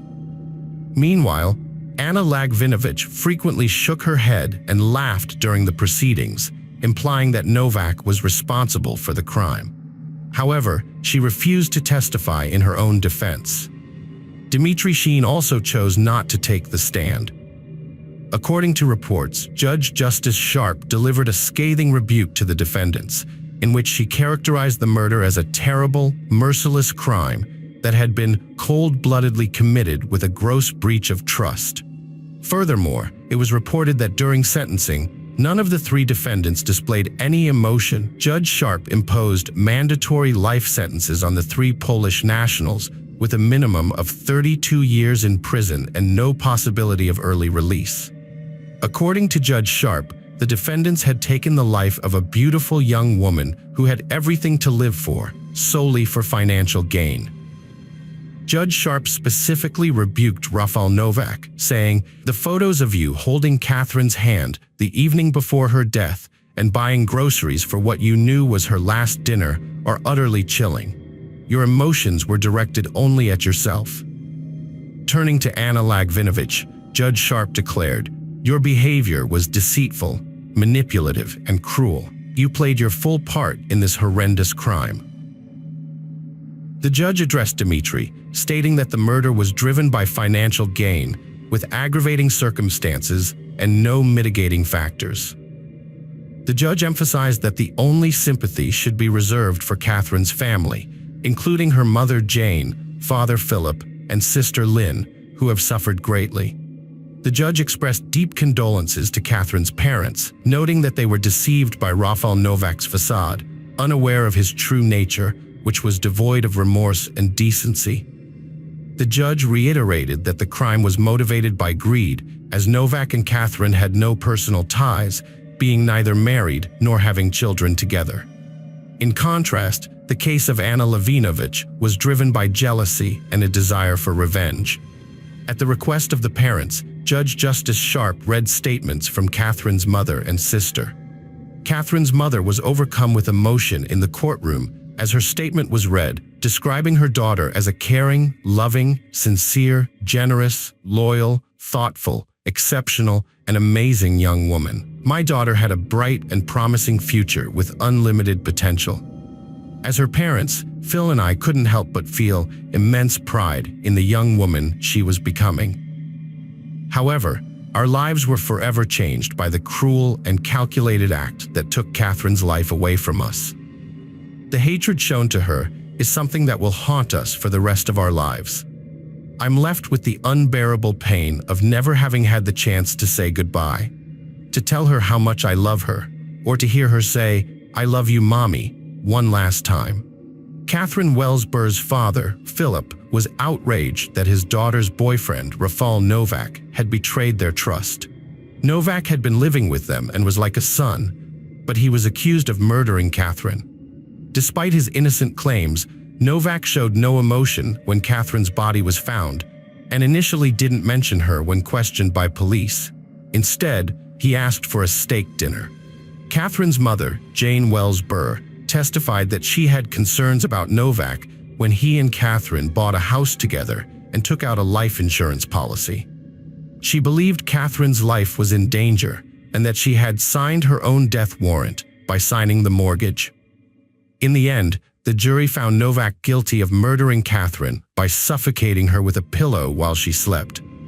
He had planned the murder with his secret lover, Anna Lagvinovich, and her uncle, Tavush Dmitry Shine, to claim a life insurance payout of £123,000 and a share of the house. Vinovich and Sheen helped dispose of the body by transporting it in Vinovich's car to a remote location where they set it on fire. Meanwhile, Novak had already started his workday, providing himself with an alibi. The three Polish nationals were found guilty of the crime by the Royal Court of Bristol. The events leading up to the murder involved secret meetings and phone calls between Novak and Vinovich, who were unaware that Catherine was involved in a love triangle. To mislead detectives, they created fake online profiles for Catherine on adult websites and sent her messages from a supposed mysterious admirer. Catherine's parents have called for stricter immigration controls following her death. They believe that if the UK had immigration rules as strict as those in the US, Novak, who was convicted of assaulting his wife in Poland, would not have been allowed into the country. The couple blames the European Union for the current lax entry measures for foreign nationals. Jane Wellsbur emphasized that people entering the UK are not properly vetted, pointing out that they were unaware of Novak's previous assault charge in Poland. Catherine's family members broke down in tears as the sentence was handed down in court, while the three convicted perpetrators remained emotionless. The trio received life sentences with no possibility of parole. In essence, the three immigrants from Poland had exchanged their aspirations for a successful and wealthy life for a lifetime of imprisonment due to their own actions. Following the verdict, Catherine's mother delivered a heartfelt tribute to her daughter, describing her as a beautiful girl, absolutely beautiful. She recalled her daughter's accomplishments and remembered her as determined, hardworking, and full of potential for a happy life. Friends, welcome to our channel. Today, we're going to take a look at another horrible case with you. The case of Catherine Wellsbur. Catherine Wellsbur was born in 1989 in the United Kingdom to parents Phil and Jane Wellsbur.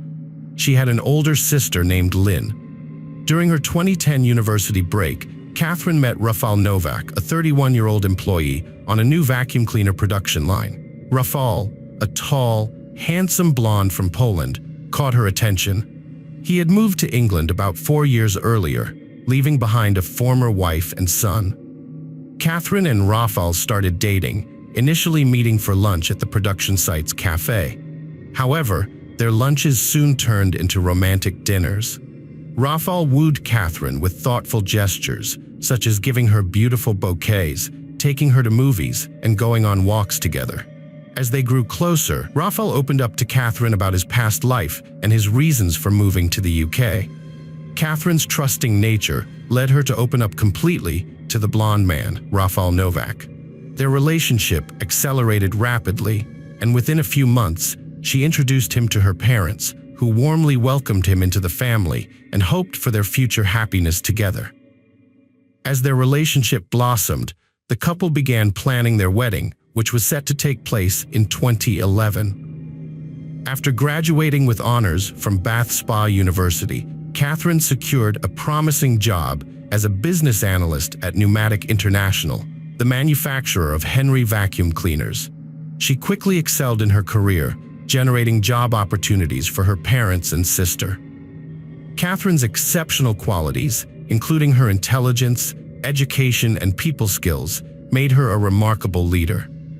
She was empathetic towards her colleagues, always willing to lend a helping hand, and her kind gaze and radiant smile earned her the respect and admiration of those around her. As Catherine's career soared, her substantial earnings, combined with Raphael's, enabled them to purchase a spacious home with a terrace on Willow Way. Catherine and Raphael, a young couple with successful careers, bought a house with a mortgage and secured insurance coverage through their agreement with the bank. They seemed to have everything they needed for happiness. However, their lives took a dramatic turn on September 12, 2012, a day that would be a turning point in their lives. As the investigation into their lives progressed, new and surprising facts came to light. These revelations slowly exposed the deception that had been present in their relationship from the beginning. It turned out that Raphael, 29, had fled Poland to escape significant debts, leaving behind a wife and child. He moved to the UK, where he began a relationship with Anna Lovage in 2008. Later, he met Catherine Wellsborough, and for a time, he saw both women. Ultimately, he chose Catherine, seeing her as a more suitable partner for building a family and achieving financial stability. Catherine had genuine dreams of a happy marriage with the man she loved and starting a family. However, Novak, her partner, was secretly planning to murder her. He intended to use the life insurance payout and inherit their large house, which Catherine had partially paid for. On the day Catherine disappeared, Novak waited a few hours before approaching her boss, pretending to be worried and distraught. He acted convincingly, deceiving her colleagues and relatives. When Catherine could not be found at her parents' home or her own, and her car was missing, Novak fabricated a story about her receiving threatening letters from a mentally unstable admirer. Her family then contacted the police. The family gathered in the young couple's living room, waiting for Catherine's return, when they received devastating news. A burning car with a body inside had been found. Raphael described the evening before her disappearance as uneventful, saying they went for a walk, bought groceries, had dinner, and watched TV together before bedtime. Catherine seemed normal and not frightened or distressed. However, further investigation revealed that Catherine's death occurred earlier than initially thought. She was strangled around 2 a.m. while sleeping in her own bed. Her body was then placed in the car, driven a short distance from the house, and set on fire to destroy evidence. Despite this, Raphael had a solid alibi, claiming he was at work from 5:30 a.m. and Catherine was still in bed when he left. The burning car was discovered between 6 and 7 a.m., but a crucial detail emerged. Raphael was still at home at 1:30 a.m., significantly changing the direction of the case. As a result, Raphael Novak became the prime suspect in Catherine Wellsborough's murder. Evidence mounted against him, and he was detained for further investigation. Raphael claimed Catherine was being stalked by someone who had sent her threatening letters and driven her to hysteria. During the investigation, proof of Catherine's secret online life was uncovered, revealing accounts on adult websites and intimate exchanges with men that her loved ones knew nothing about. A letter from a secret admirer was also found, but despite attempts to hide the truth, the evidence ultimately came to light. Rafael tried to mislead the investigation, but he made a critical mistake by not destroying key evidence that linked him directly to Catherine's death. This oversight gave the prosecution a motive to pursue. Examination of Novak's phone revealed that he had ongoing communication and meetings with Anna Lovich over the past few months. Further investigation revealed that Rafael also had a financial motive. Shortly before Catherine's death, they had taken out life insurance policies worth £123,000, with each other as the sole beneficiaries. The significant life insurance payout emerged as the primary motive behind Catherine's murder and the arson of her car, which was intended to throw off the investigation. On the day Catherine disappeared, police found a message on Anna Lovich's phone from Catherine. They also discovered that Anna and her uncle had filled a gas canister at a gas station a few days before the crime. This led them to suspect Anna and her uncle, Todd Dmitry Shin, of being involved in Catherine's disappearance and trying to cover their tracks with arson.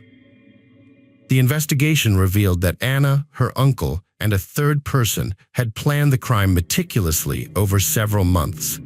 They created fake accounts on pornographic websites, uploaded doctored photos of Catherine, and fabricated conversations with men to mislead the investigation. However, when confronted with the evidence, Anna and her uncle eventually cracked and started pointing fingers at each other.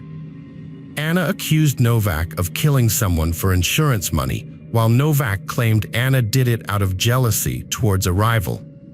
The true culprits crafted a deceitful narrative around an innocent young woman, Catherine. They created fake online profiles for her, suggesting she was looking for casual sexual encounters. To cover their tracks, the conspirators went to great lengths to mislead investigators. They set Catherine's body on fire and fabricated a fake history for her, portraying her as a secretive and promiscuous person with many desires. They even created the illusion of a mysterious lover who might have killed her. One of them sent a text from Catherine's phone at 5:17 a.m. on the day she died, implying she was on her way to meet this fictional person. When forensic experts investigated the car fire, they found that Catherine was wearing her favorite nightgown, not the outfit she would have worn to meet a man, as she had claimed. This discovery led them to suspect that she was attacked in her own home rather than in the car. The police also found that a pillow was missing from her bed, and the remaining pillowcase had been recently washed and hung to dry. Further investigation revealed a SIM card in Anna Lovich's trash bin that was linked to the phone number Catherine had supposedly used to send texts that morning. Additionally, detectives discovered notes written by Lovich, indicating that she was trying to come up with ideas for messages to make it seem like Catherine was communicating with a mysterious person. As the evidence against them mounted, Novak and Linovich changed their story, claiming that Catherine's death was actually the work of a hired hitman. However, just before the trial began, Lovich attempted to create a distraction by having a fellow inmate pass on a fake confession from a supposed hitman who claimed to have been paid £20,000 by Novak to kill Catherine. Rafael Novak's girlfriend Catherine was murdered, and a fictional story written by Vinovich sheds light on the gruesome details. The story claims that Catherine's body was found in the trunk of her car, and the killer, supposedly a hitman, helped Novak stage her death to look like a murder-suicide. According to the story, Novak placed Catherine's body in the driver's seat, removed the tape from her mouth, put on her shoes, buckled her seatbelt, and kissed her goodbye before setting the car on fire. In reality, Novak played the role of a grieving boyfriend to perfection, even convincing Catherine's mother, Jane, of his innocence. He told her that Catherine was receiving threatening messages from an ex-boyfriend and that she had spoken of taking her own life. Novak's act was so convincing that Catherine's parents comforted him, unaware that he was responsible for their daughter's death.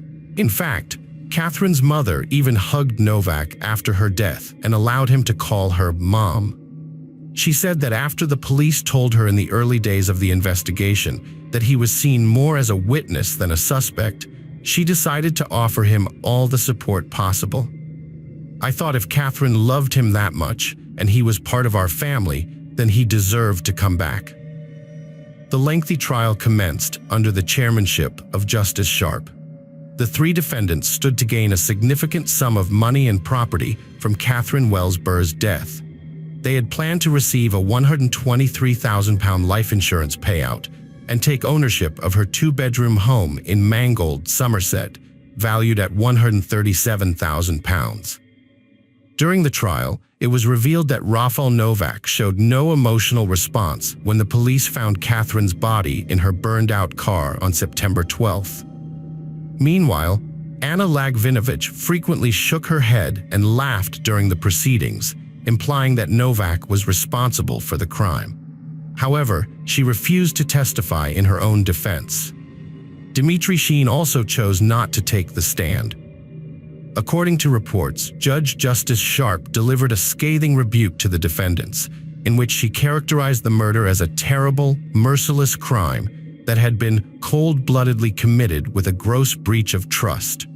Furthermore, it was reported that during sentencing, none of the three defendants displayed any emotion. Judge Sharp imposed mandatory life sentences on the three Polish nationals with a minimum of 32 years in prison and no possibility of early release.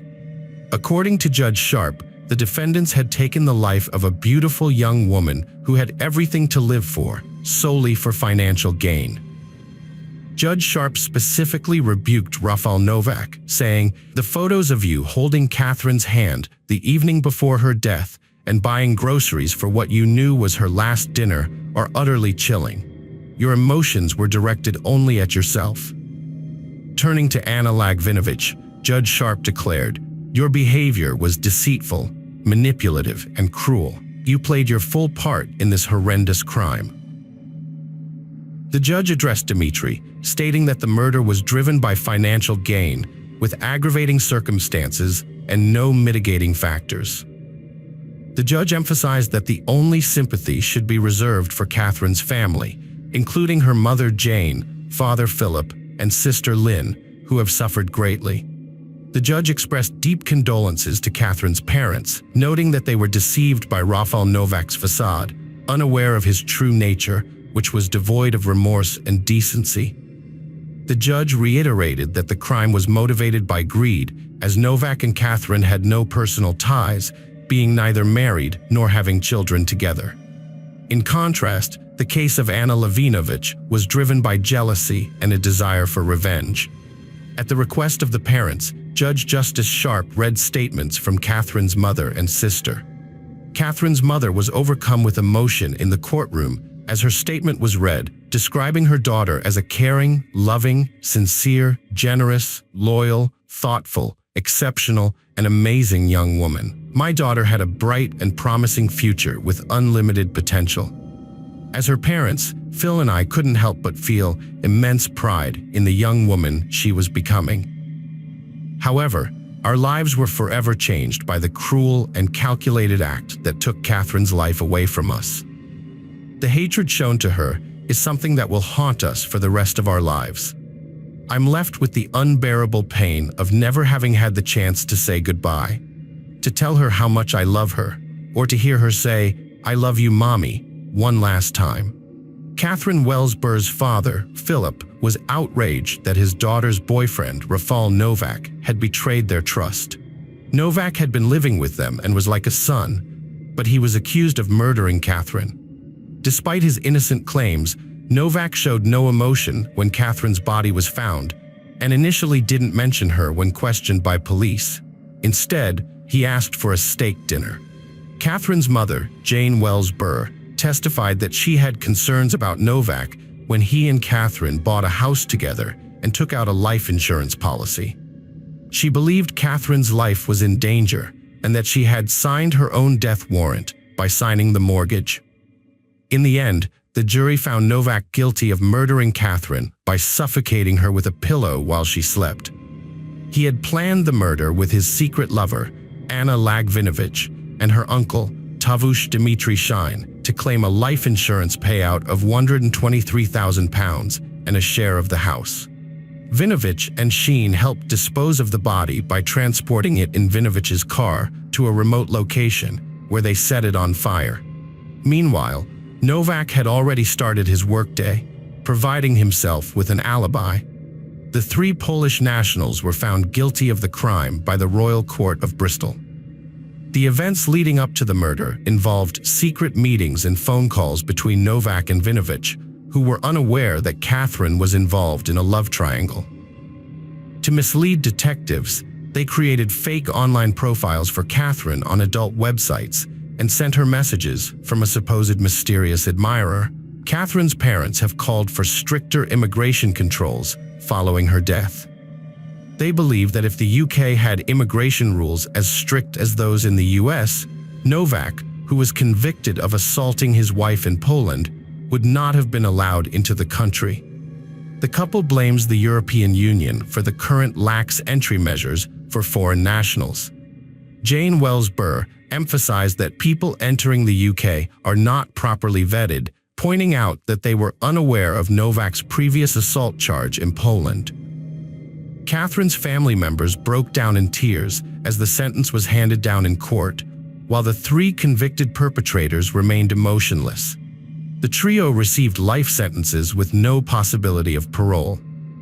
In essence, the three immigrants from Poland had exchanged their aspirations for a successful and wealthy life for a lifetime of imprisonment due to their own actions.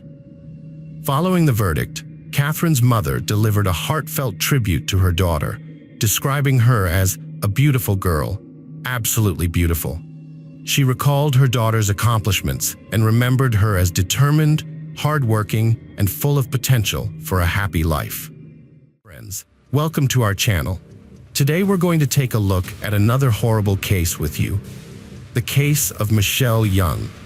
Michelle Marie Young, born in February 1977 in New York, grew up with her younger sister Meredith, with whom she was extremely close. Their mother, Linda, devoted significant time to her daughters, encouraging their development and nurturing their talents. Michelle was drawn to law and economics from an early age, hoping to pursue a career in these fields. After high school, she applied to several universities and was accepted into a prominent institution in North Carolina's capital. At the university, Michelle excelled in her economics and law studies, earning a master's degree. Upon graduation, she landed a prestigious position at a leading accounting firm in the state. Michelle's career flourished, earning a good income and making ambitious plans for her future. To celebrate her 24th birthday, she gathered with friends and colleagues at a popular local venue. During the celebration, a stranger accidentally knocked a cocktail out of Michelle's hands. The apologetic stranger, Jason Young, offered to buy her another drink. As they conversed, Jason's charming and witty nature caught Michelle's attention. He asked her out on a date, and Michelle, feeling a spark, accepted, believing their encounter was meant to be. After they started talking, they discovered they had a lot in common. Both had attended the same university, with Jason graduating 3 years earlier. They shared a love for the same hockey team and music group. Their mutual interests quickly blossomed into a romantic relationship, but living together or getting married was not an option at that point. Jason still lived with his parents in Brevard and would only visit Michelle in Raleigh on weekends or meet her during business trips to the state capital. During one of these visits, Michelle surprised Jason with the news that she was pregnant. This revelation shocked both of them, as they weren't ready to become parents. They were focused on their careers, making progress, and hadn't planned on starting a family yet. Jason immediately accepted the situation, but Michelle was unsure at first, eventually deciding to keep the baby and not have an abortion. It took Jason about a month to come to terms with the news, after which he relocated to Raleigh to be close to Michelle, who was now pregnant. A few months later, they got married, but not because of romantic feelings or the pregnancy itself. The real reason was that Michelle lacked health insurance, and having a child would have been extremely costly without it. Marriage provided a solution, allowing them to avoid these expenses. Michelle gave birth to her daughter, Cassidy Elizabeth, in the spring of 2004. As a newlywed, Michelle dedicated herself to domestic life and family responsibilities, with the help of her mother and younger sister. Although Michelle's family initially had reservations about Jason, they made an effort to avoid conflicts and accept him. Later that year, the young family moved into a large house in a quiet, landscaped area of the city. During her visits, Michelle's mother, Linda, noticed that there was tension within the family. Jason had a volatile temper, and Michelle constantly worked to resolve their disputes and present a united front in public, pretending to be a happy wife and mother. Only her mother, Linda, knew the truth about their relationship. An ominous sign came when Cassidy was just 2 years old. Michelle became pregnant again. She tentatively shared the news with Jason, but he surprisingly reacted with calmness and even seemed happy about it. The family drove to Brevard to share the good news with Jason's parents. They visited for the weekend, celebrating with relatives on the first day. The next day, they left their young daughter with her grandparents for a few hours and went to a restaurant to celebrate together. On their way home, Jason, who was driving, overcorrected and oversteered, causing the car to go off the road and into a ravine. Although they were shaken and had some scrapes and bruises, they were not seriously injured. However, the shock of the accident caused Michelle to miscarry, which left her deeply worried. Jason's calm reaction to the accident, the loss of their child, and his apparent indifference to his wife's distress seemed suspicious. In hindsight, Linda Fisher would later consider the accident a bad omen that they had ignored at the time. They had a friend named Michelle Manny from their university days. After losing touch for a while, Jason ran into her during a work trip in the spring of 2006. He told his wife about the encounter, and they decided to invite Michelle over for a visit. Michelle accepted the invitation and opened up about her unhappy marriage and relationship issues. She constantly praised Jason, telling his wife how lucky she was to have him. Although Michelle noticed Michelle's flirting behavior, she genuinely wanted to comfort and support her friend. However, Jason saw this as an opportunity to take their friendship to the next level. He had always been flirtatious, but this time, his interactions with Michelle quickly escalated beyond friendly support. They started calling each other almost daily and secretly meeting up.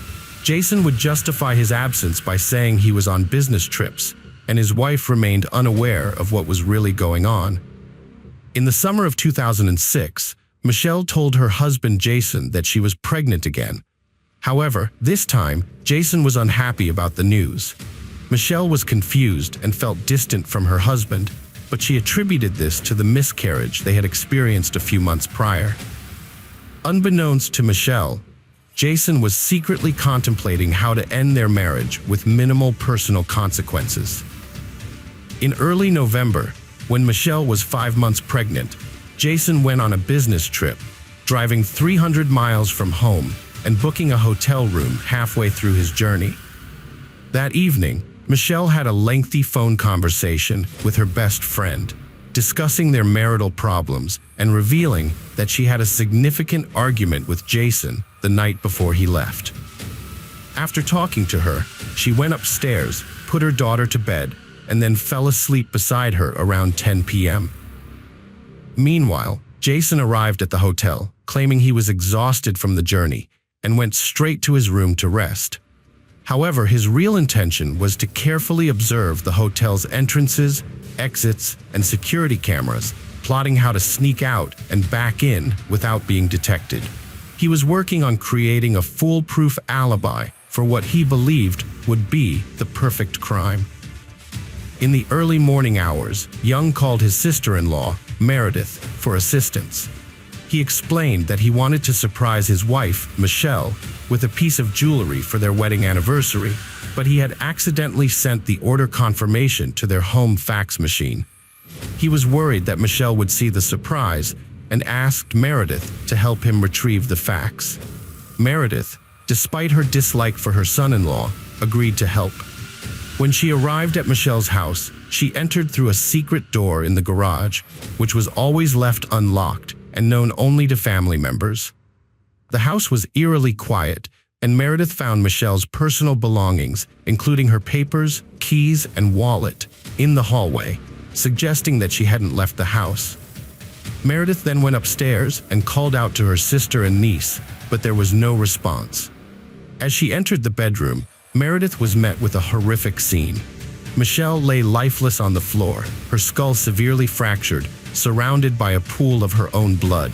The walls, furniture, and floor were covered in blood, with bloody footprints from the baby nearby. Sadly, Michelle had been dead for hours, and nothing could be done to help her. Cassidy's sister quickly called emergency services when she heard a strange noise coming from under the bed. When she looked, she saw Cassidy staring back at her in confusion. Despite being shaken, Cassidy was unharmed. It became clear that she had witnessed her mother's death and had stayed by her body for hours, as evidenced by the floor marks and the toys she had brought to her mother.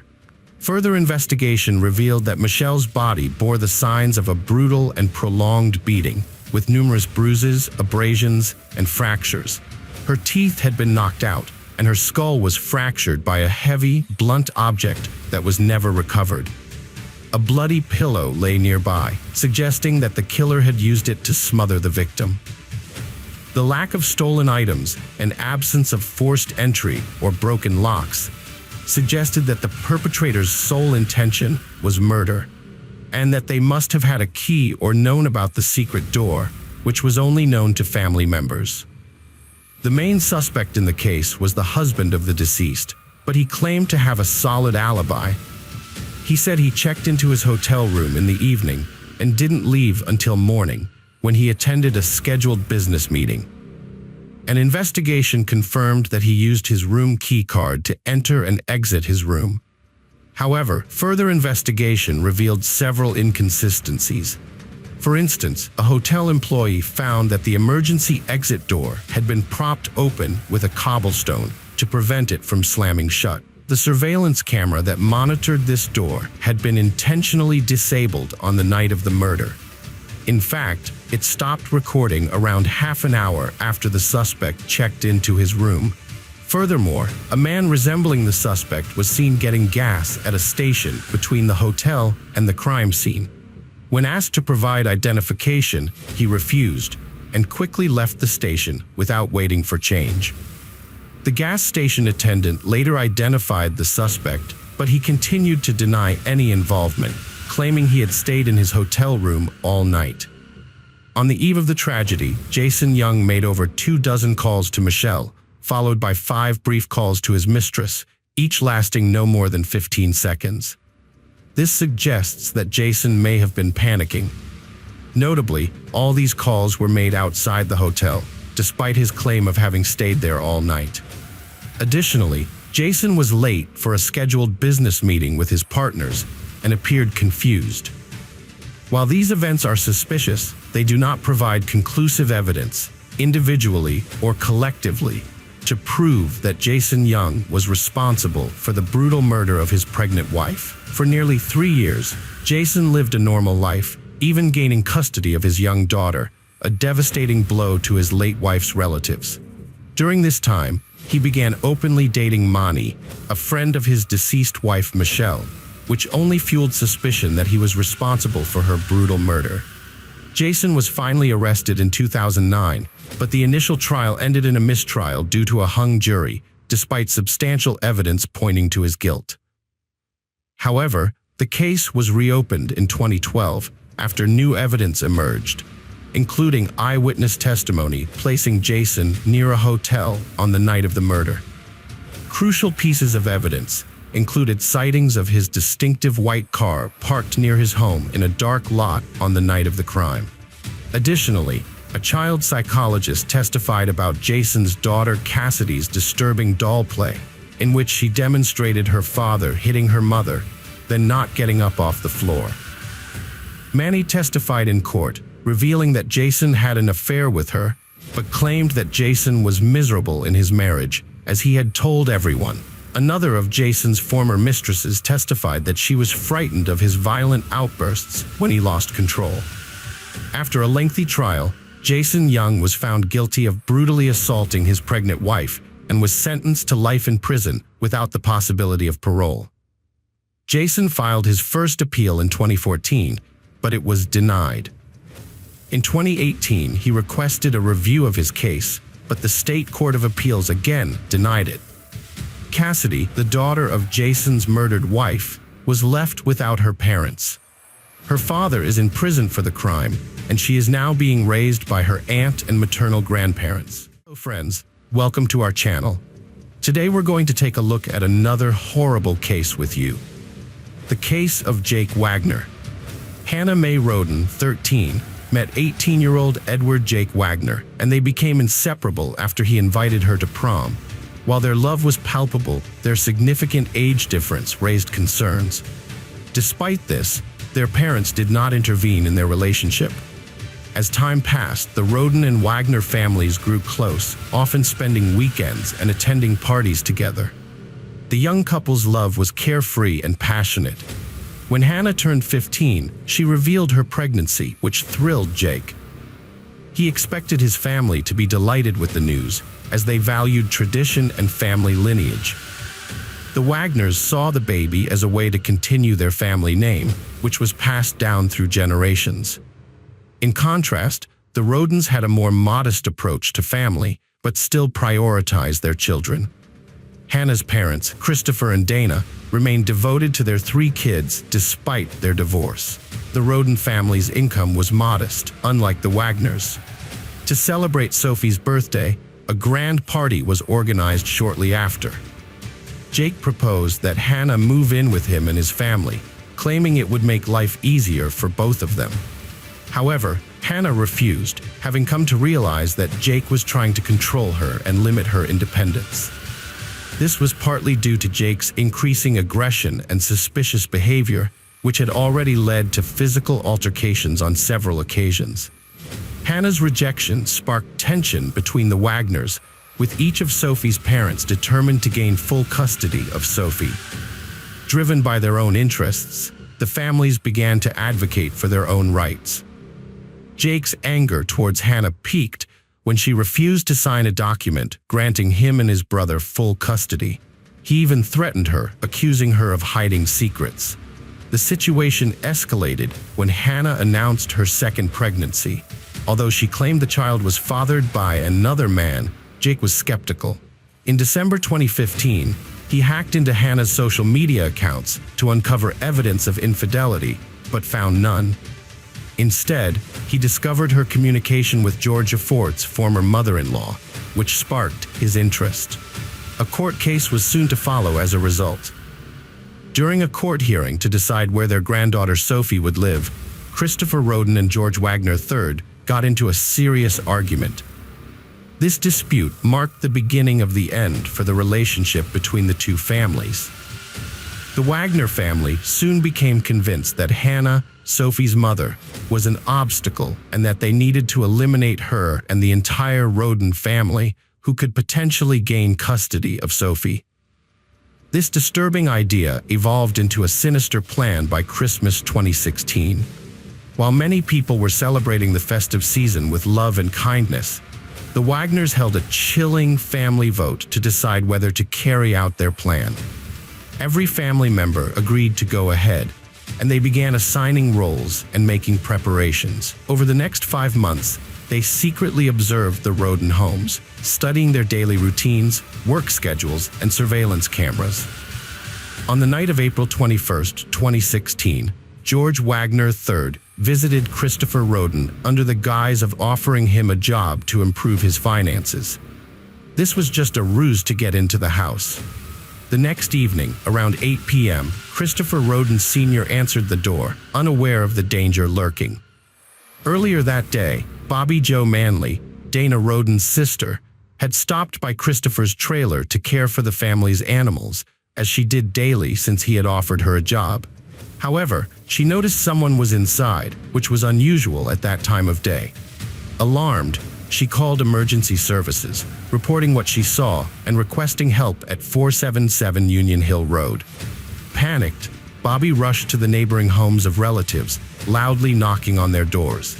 At one of the homes, she found a 3-year-old boy, Clarence's son, who didn't respond to her questions about his parents' whereabouts, only pointing towards the bed. Following the incident, the surviving children were placed in the care of relatives. The neighborhood was gripped by fear, and the police advised the Roden relatives to take precautions and warned all Pike residents to stay indoors at night. After a brutal mass murder shocked the state, the public demanded a swift and transparent investigation, urging authorities to catch the perpetrators as soon as possible. In response, businessman Jeff Ruby offered a $25,000 reward for information leading to the arrest and conviction of those responsible. However, he later withdrew the offer. An investigative task force of at least 100 individuals was formed to work on the case. Following the funerals, investigators took possession of the slain family's 3 trailers and several vehicles, transporting them to a secure facility to preserve evidence and protect the victims' belongings. The plan was to return the family's cars and farming equipment to their relatives after the investigation. Forensic experts joined the inquiry, meticulously examining the trailers, but no suspect DNA was found. Although cameras had been installed in the mobile homes, they had been disabled, leaving no useful footage. The perpetrators had clearly planned every detail carefully. Just when it seemed like there were no significant leads, detectives made a breakthrough discovery.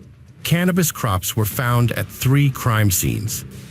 In one location, police found around 200 cannabis plants, leading them to suspect the drugs were being grown for sale, not personal use. This raised questions about potential involvement with Mexican drug traffickers, but the amount of cannabis found was too small to imply involvement with an entire cartel. A relative of the Roden family was arrested for drug trafficking in January 2017, but this was considered a coincidence. Leonard Manley, the father of Dana Roden, denied his daughter's involvement in the cannabis operation, saying that they were trying to drag Dana through the mud, and he didn't like it. Some family members confirmed that Christopher and Kenneth Roden, the older brothers, grew marijuana, but they were unaware of any large-scale operation. The theory that a family feud over illegally obtained money was behind the murders was also disproven. At the Rodens' property, authorities discovered not only banned substances, but also specialized equipment used for breeding fighting chickens and cages containing animals trained for combat.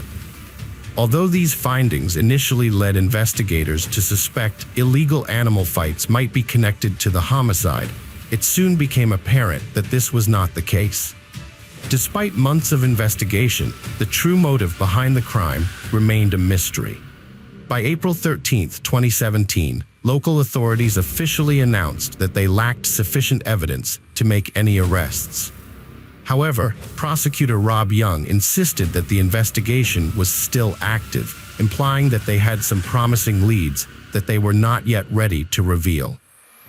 As the second anniversary of the mass crime approached, the case received little attention from the local media, and neither the sheriff nor the prosecutor attended the memorial service, leading the community to suspect that the investigation had stalled. On May 12, 2017, a surprising turn of events occurred when a SWAT team raided a home in Pike County, just 10 miles from the scene of the crime. Initially, they were looking for suspects, but it was later revealed that their true intention was to gather evidence. Additionally, detectives searched a house in Adams County that had previously belonged to Jake Wagner, although he had already sold it by that time. Approximately a month later, on June 20, 2017, the focus of the investigation officially shifted towards the Wagner family. 26-year-old Jake, 27-year-old George III, 47-year-old George IV, and 48-year-old Angela, who lived 15 miles from the victims, were under scrutiny. The Wagners had moved to Alaska, citing difficulties staying in the area, claiming to have loved the Roden family and stating their deaths caused them immense suffering. Rob Young's words from a year earlier proved true, as the investigation had made a breakthrough and was now seeking information from the public on the Wagners' discussions about firearms, ammunition, vehicles, etc.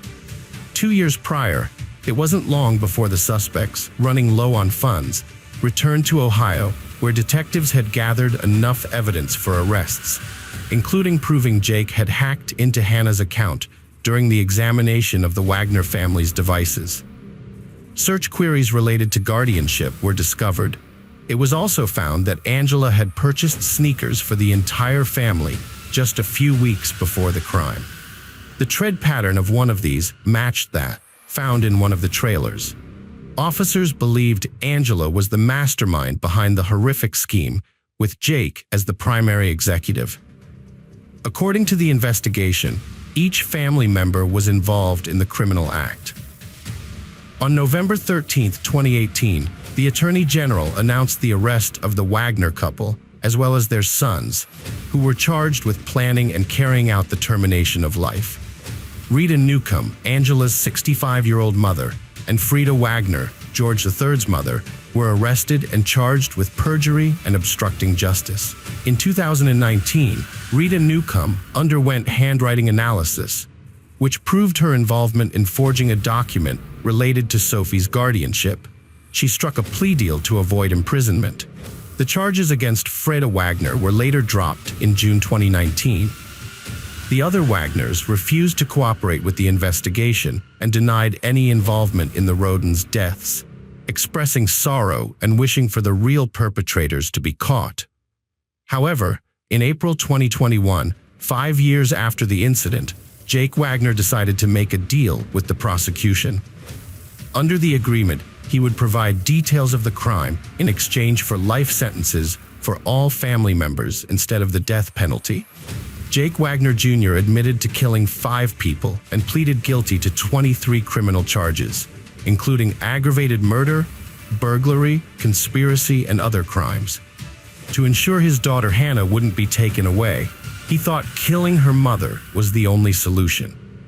He believed that if he didn't also kill the Rodens, they would seek revenge and fight for custody of Hannah. Angela, who had been involved in the conspiracy, pleaded guilty to several charges on September 10th, including conspiracy, robbery, and evidence tampering. In exchange for her cooperation, the charge of murder was dropped. She received a 30-year prison sentence. George Wagner IV went on trial on August 28, 2022.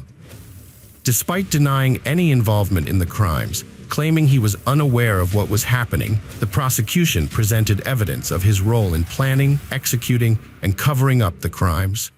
He was found guilty on 22 counts and sentenced to life in prison without parole.